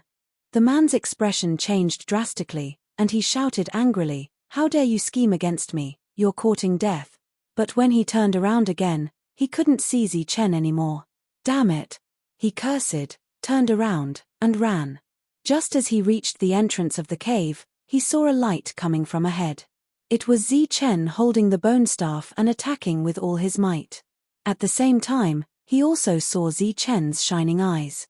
This made the man shocked and angry, and he could only use all his strength to attack forward. Behind him was a terrifying murderous intent, and he didn't dare to stay here. He only dashed forward. As long as he left this place, Zichen would die. After colliding with the bone staff, a powerful shock wave shook the man's body. His forward momentum was blocked, and Zichen flew backward. A powerful force came from the bone staff. After all, there was a difference of 2 forces between them. "Ah!" The man let out a scream. Because of the short pause, the murderous intent surged. He glanced behind him, and then continued to run. At this moment, a strong murderous intent suddenly appeared. Puff! It was the massacre spirit. Like a stream of light, it instantly pierced through the man's head. After being hit by the massacre spirit, the man didn't die, but he became extremely weak. At this moment, Zichen, who had flipped himself up, struck down a second time. He used 2 forces to the extreme, and this staff was his most powerful attack. At this moment, Zichen's eyes were cold, and his murderous intent was boundless. If his opponent didn't die, he would die. This was a fight for his life. "Get lost!" The man shouted and punched again. 4 forces exploded. Boom! The powerful shockwave sent Zichen flying again. The difference in strength between the two was too great. At the same time, Zichen was glad that only one of the 2 4 forces state cultivators came. The man stopped again, and this time, he even took 2 steps back. More murderous intent swept over from behind. At the same time, the massacre spirit was among them. With a puff, it pierced through the man's heart. Zichen flipped himself up and retreated at lightning speed. The massacre spirit followed him out, but it didn't devour the murderous intent. At this moment, the murderous intent had surrounded the man. "Ah!" A blood-curdling scream was heard, and the man's life was quickly draining away. Zichen stood on the other side of the cave, listening carefully to the movements inside. After feeling the murderous intent disappear, Zichen walked in with the bone staff. He saw the man's body turn into a crystal and start to disappear. There was still a part of the murderous intent left, and it was devoured by the massacre spirit. You asked for it. Zi Chen's expression was cold, and he started to turn back. Since the man was dead, it was the woman's turn. After the previous battle, he knew the difference between the two of them, so he couldn't fight head-on. Zi Chen started to turn back, and when he was about to reach the cave, he suddenly cried for help. Help, help me. There's a murderous intent, a terrifying murderous intent. Sir is dead, save me. I don't want to die. His voice sounded very mournful and terrified, and it spread to the outside. Sir is dead, and the murderous intent is chasing after him. Save him. Kevin, who was still waiting outside, heard Zi Chen's cry, and his face suddenly changed. Of course, he wouldn't save him, and he planned to turn and run. Chapter 50:10. Gavin was stunned. He thought the other party would go in and take a look. Even if she didn't go in herself, she should send someone else to check the situation. But she didn't. After hearing Zi Chen's last words, the other party turned and ran. Even Gavin couldn't compare to her decisiveness. Gavin followed. Sir, what about here? Forget it, wait for the order. The woman's figure was already far away. She didn't want to stay here for a moment longer. Seeing this, the others were all dumbfounded. They didn't know whether to run or not. Miao Pengfei was stunned. He couldn't believe that Zi Chen was dead, just like that. He had a feeling that something was wrong. Run. The leader, Ogre, ran. There was danger everywhere. There was also an unusual situation in the mineral vein. Gavin and the spellbreaker had run away. If they continued to stay here, they would definitely die. As soon as Ogre moved, the others followed. Miao Pengfei was left behind, standing there hesitantly. He didn't believe that Zi Chen was dead. Even if he was really dead, the bone staff should still be there. It was an amazing weapon. Should he go in and pick it up? But what if there was danger inside? He would die if he went in. Miao Pengfei fell into hesitation. Let's go. Miao Pengfei also ran. Obviously, his life was more important. However, after running for a while, he turned back and returned. The road ahead was long and he could die at any time. Instead of being in a precarious situation, he might as well go in and take a gamble. Whether Zi Chen was dead or not, he wouldn't be at a disadvantage if he turned back. After returning, Miao Pengfei took some firewood and went into the cave. After lighting the firewood, he began to go down, carefully checking the surroundings. Zi Chen had been waiting in the cave. He wanted to ambush the woman, but she didn't appear. Instead, he saw Miao Pengfei. Why did you come down? Where are they? Zi Chen's voice was so sudden that Miao Pengfei was startled and almost threw the firewood in his hand. I knew you weren't dead. Seeing Zi Chen in front of him, Miao Pengfei was excited. Did they ask you to come down? Zi Chen looked at Miao Pengfei. No, they all ran away. I was sure you weren't dead, so I followed you. Miao Pengfei said, what about that guy? Is he dead? Zi Chen nodded. Miao Pengfei exhaled and said, this place is too dangerous. There's no good person here. If I had known earlier, I would have stayed where I was. Miao Pengfei had just arrived and he had already offended someone for no apparent reason. Furthermore, he had almost been tricked to death. Miao Pengfei was clearly very depressed. Did they really run away? Zi Chen was still a little worried. They've all run away. Not a single one is left. Miao Pengfei placed the firewood at the side. I think this place will be completely abandoned. Zi Chen felt relieved. He had been thinking about how to fight with his life on the line, but now it seemed that there was no need for that. You didn't leave with us, so you can only stay here. Zi Chen looked at Miao Pengfei and said, can you still hold on with your strength? When I run out of strength, I'll go out to hunt the law-breaking beasts. Miao Pengfei was very open-minded. If Zi Chen died, he could get the bone rod and his chances of survival would be higher. If he didn't die, following Zi Chen would be better than following those people. After all, Zi Chen could see the annihilating shadow beasts. Zi Chen had obviously guessed Miao Pengfei's intentions for coming back, but he didn't say anything. If he really died, the thing would naturally be left to the fated person. What's inside? Miao Pengfei asked. He was actually curious about how Zi Chen had killed the law-breaking beast. There's killing intent. It's very scary. It's sealed in the crystal. Zi Chen simply explained what had happened. He didn't say a word about the killing spirit. They've already left. There's no point in us staying here any longer. We might as well wait outside. Miao Pengfei said, it's dark here. We can't see anything. The buildings outside are all empty. It's safer to stay there than here. Zi Chen had no objections. The two of them walked out of the cave. Although there were many crystals here, Zi Chen couldn't exchange them for extreme energy, so he had to go out eventually. He had already made up his mind. He would only leave when he broke through to the Three Forces realm. In the meantime, he would stay here. The two of them had just walked to the cave entrance when Miao Pengfei's expression suddenly changed. He stopped moving forward. Zi Chen followed and saw the abnormality in front. You really didn't die. Kevin was standing outside the cave entrance with his men. He seemed to be waiting for the two of them to come out. How do you know I'm not dead? Zi Chen looked at Kevin. Miao Pengfei was also puzzled. He didn't know what went wrong. It was so dangerous earlier. This idiot didn't run with us. There's obviously a problem. Kevin did run earlier, but halfway there, he realized that Miao Pengfei didn't follow him. This made him suspicious, so he turned around and came back. He didn't expect that he would really see him. The others also looked at Zi Chen in surprise.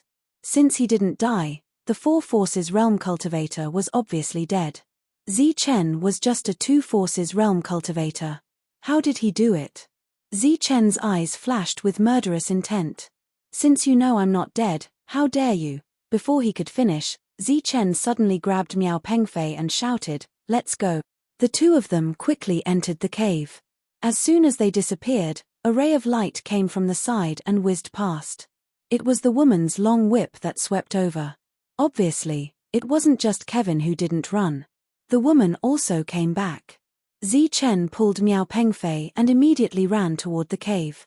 Chase after him. Kevin was very regretful that the other party had failed. However, he obviously couldn't let Zi Chen escape now. But as he waved his hand, the others hesitated and didn't immediately chase after him. Zi Chen could even kill a Four Forces Realm cultivator in the mine, let alone them. Looking at the timid look of the others, Kevin couldn't help but feel a touch of anger on his face. At this moment, Zi Chen's voice suddenly sounded from inside. You too, I'll wait for you inside. As soon as this sentence came out, Kevin, who was about to rush in, suddenly stopped. Slap. Slap. The woman walked over, picked up the long whip and hit the cave a few times. At this moment, her face was full of annoyance. Kevin was also very annoyed. He had guessed that Zi Chen might be alive, so he asked the woman to hide in the dark. As long as Zi Chen appeared, she would kill him. Unfortunately, the woman disliked the smell of the others and refused to come close, so they missed the best opportunity to kill Zi Chen. Now that Zi Chen had run in, who would dare to go in? When Zi Chen shouted for help at the cave entrance, it was obvious that he wanted to lure the two of them in to kill him. Although Kevin didn't understand what was going on, he really didn't dare to go in now. Of course, the woman didn't dare either. Otherwise, she wouldn't have run away before. Just wait here. When he comes out, we'll kill him directly. Chapter 50:11. Zi Chen and Miao Pengfei ran into the cave again and went deeper and deeper. Miao Pengfei was ashamed. If he had not exposed his weakness, those people would have left and Zi Chen would not be in danger. Now that the road was blocked, it seemed that death was the only thing left. After entering the depths of the mine, Zi Chen stopped. I'm sorry, I dragged you into this. Miao Pengfei looked guilty.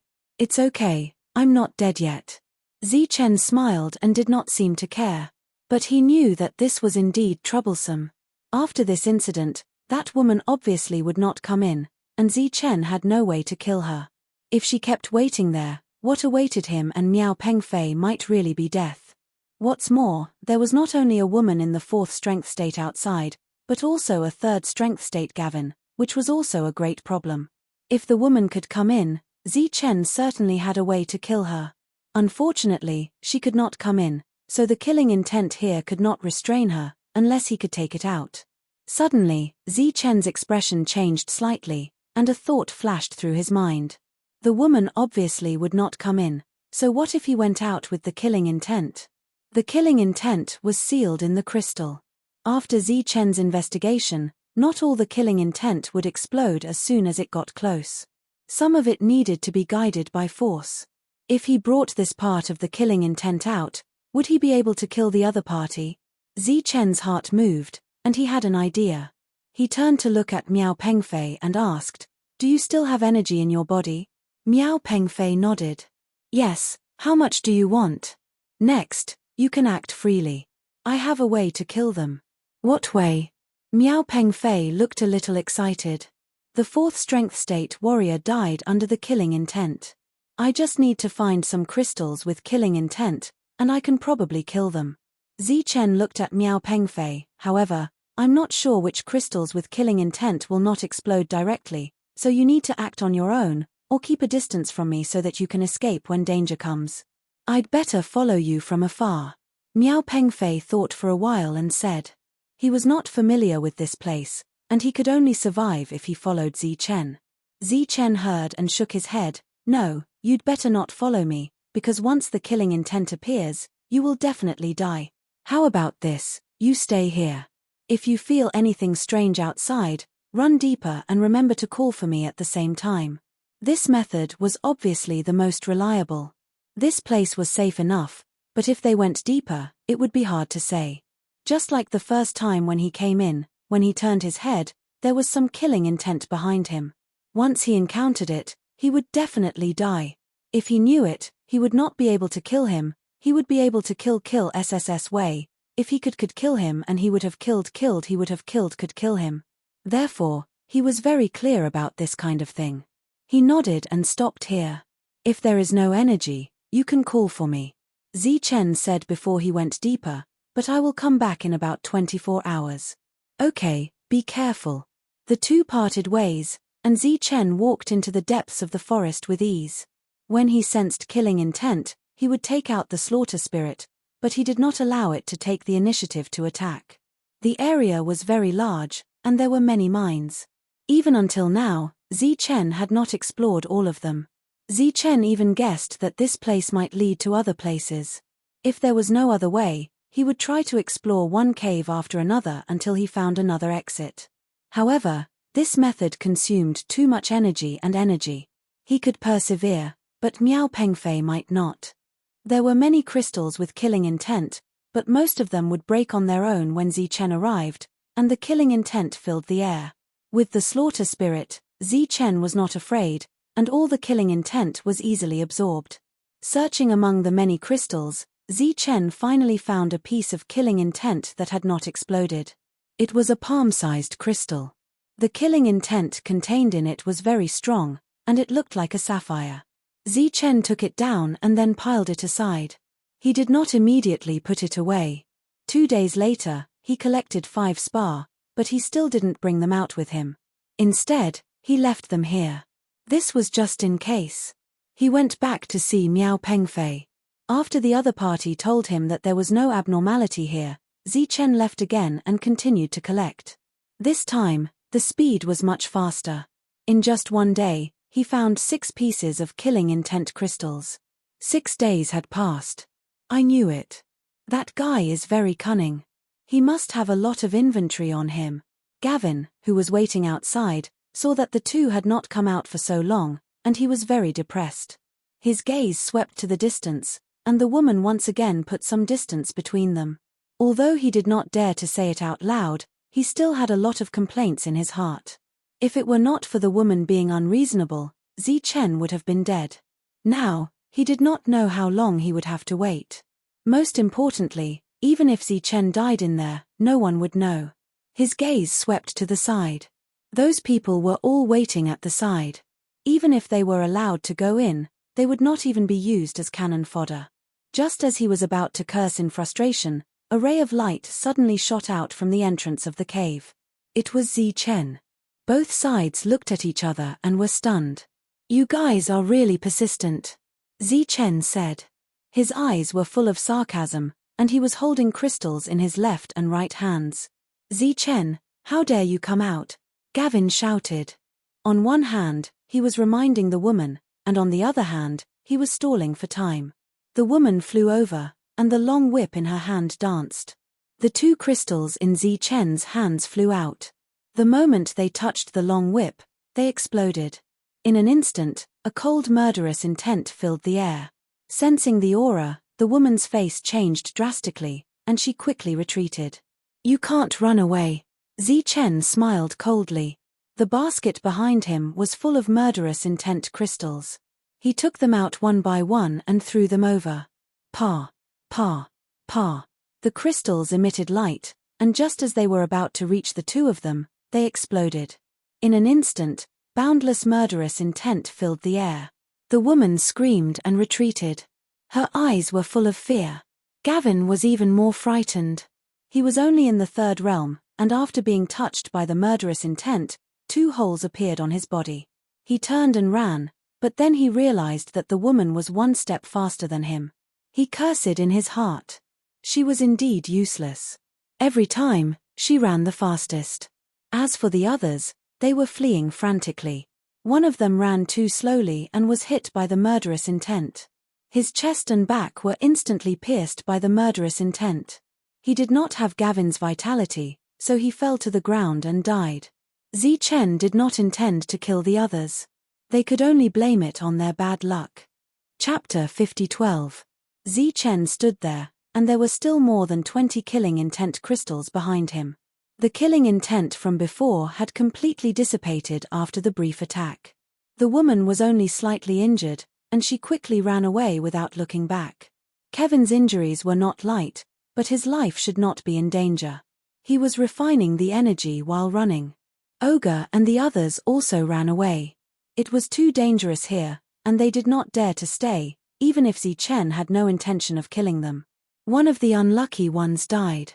In Zichen's field of vision, everyone's figures had completely disappeared.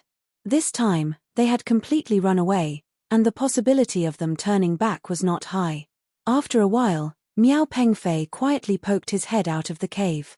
When he saw the empty surroundings, he was shocked at first, and then a smile appeared on his face. That thing really works? Miao Pengfei asked. Zichen nodded. Do you want to try? Miao Pengfei shook his head.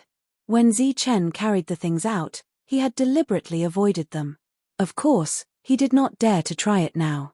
Everyone had run away, and the two of them were safe.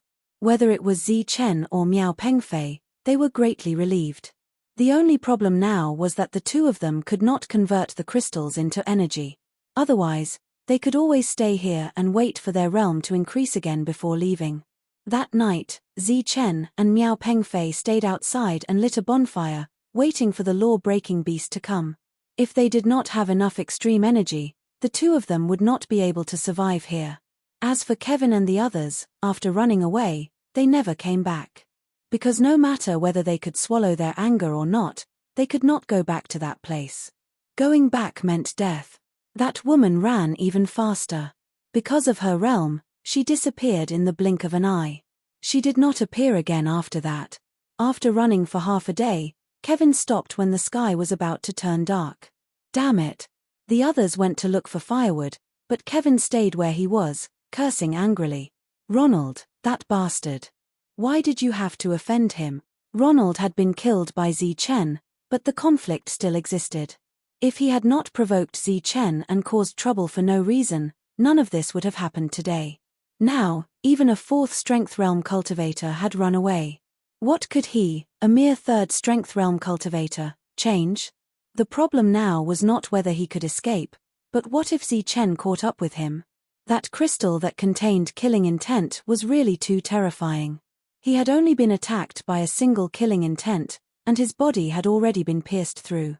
What would happen if there were a few more? Damn it. Gavin was furious. Now, he could only pin his hopes on that B*TCH. If she went back to get reinforcements, it would not be difficult to kill Zichen. But if she ran back in fear and never came out again, then he would be in danger. The possibility of this happening was very high. August GE and the others returned with some firewood. After lighting it up, everyone gathered here. Gavin was depressed and did not speak. The others were also silent.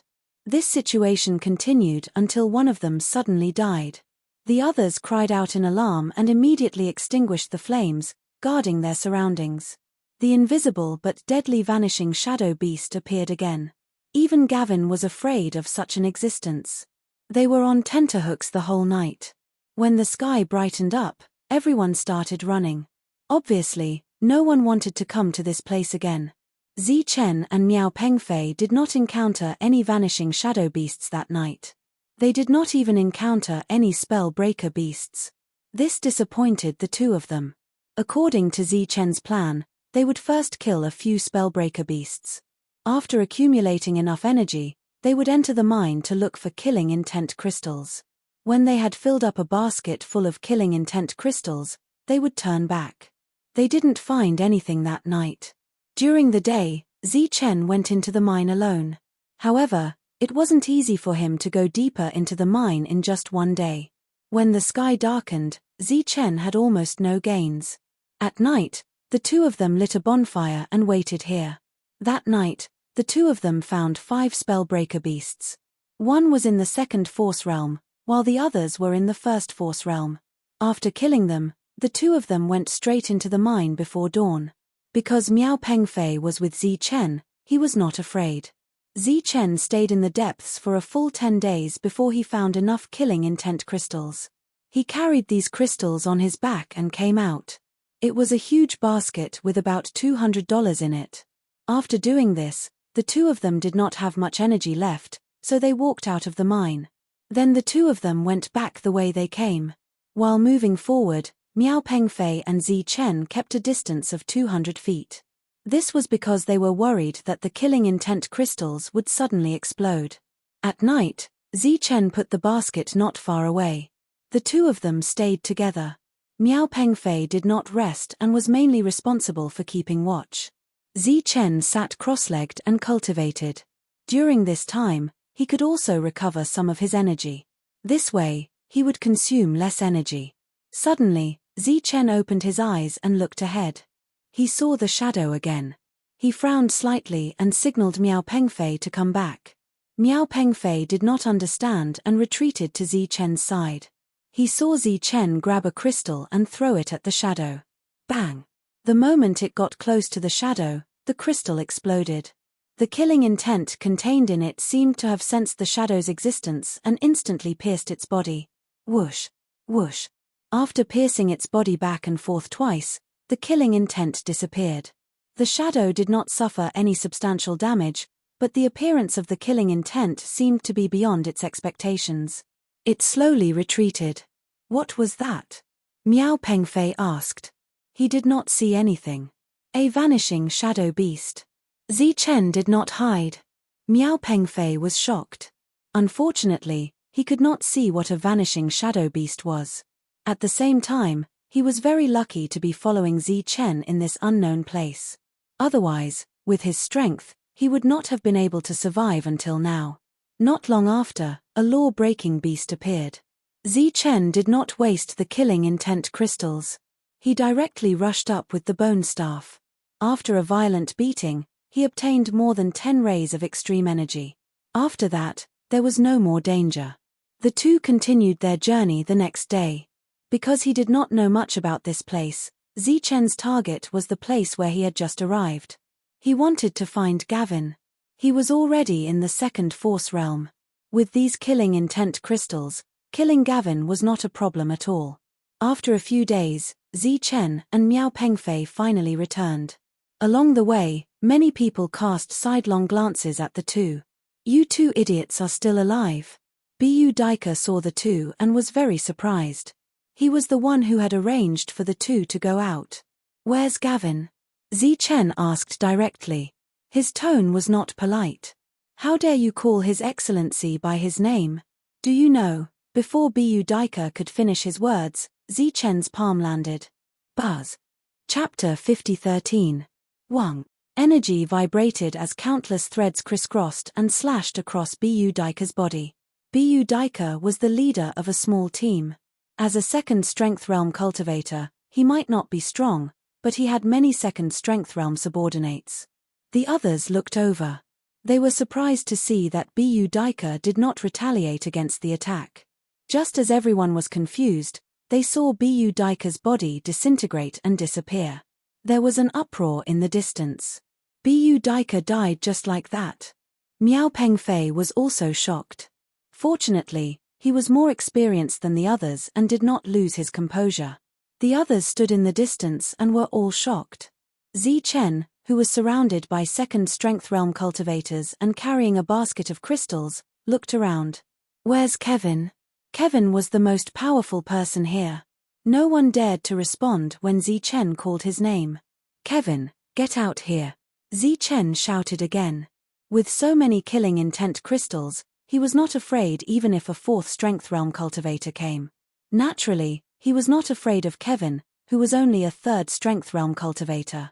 Kevin, get out here. Zichen's voice spread around. He saw that many people had left quietly. They must have gone to find Kevin. Soon, many second strength realm cultivators surrounded them. There were dozens of them. Their gazes were unfriendly. It was obvious that they did not come with good intentions. Zichen glanced at Miao Pengfei and the latter immediately retreated. The two of them had already discussed that Miao Pengfei would retreat immediately if anything went wrong. Where's Kevin? Tell him to get out here. Zichen shouted again. Who do you think you are? How dare you call the Lord that? A second strength realm cultivator said indifferently. These people had obviously seen how Zichen killed Bu Daika. Even if they did not see it, they should have heard about it. They still dared to come because they had the advantage of numbers. Kid, kneel down and apologize to the Lord. That's right. Kneel down now and the Lord might spare you. Reckless fool. Don't you know where you are? How dare you make such a big fuss here? The level 2 warriors came from all directions. Their eyes were cold, and they all held wooden weapons in their hands. Gavin, it seems that you want them to die. Zichen spun in a circle and looked around. However, I'm not as ruthless as you. I'll give you a chance to live. If you don't want to die, back off. What a joke. Do you think we're so easily frightened? A second-level warrior sneered. The others also roared with laughter. Naturally, no one stepped back. There was no reason for a group of people to lose against one person. The former guide ogre stood in the crowd. When he saw this scene, his eyes were filled with pity. These idiots didn't know that the Lord they were talking about didn't see them as humans at all. These people were all cannon fodder to test Zichen's strength. Sure enough, Zichen wasn't a pushover. After reminding him once, he took out a crystal from behind him and threw it forward. 2 pieces at a time. He quickly threw them in 4 different directions. The crystals exploded with popping sounds, and the killing intent within them surged out. As it approached, the killing intent found its way to the second realm cultivators. Pu. The killing intent was extremely terrifying. It instantly penetrated their bodies. The smile on the face of the second strength realm cultivator who was pierced by the killing intent instantly turned into fear. He screamed and retreated. Pa. Zichen had brought over 200 crystals. This was his first time using them, so he wasn't afraid of using them up. He threw out another dozen crystals. In an instant, the killing intent filled the air. Almost all the second realm cultivators at the front were hit. There were even 3 people who couldn't dodge in time.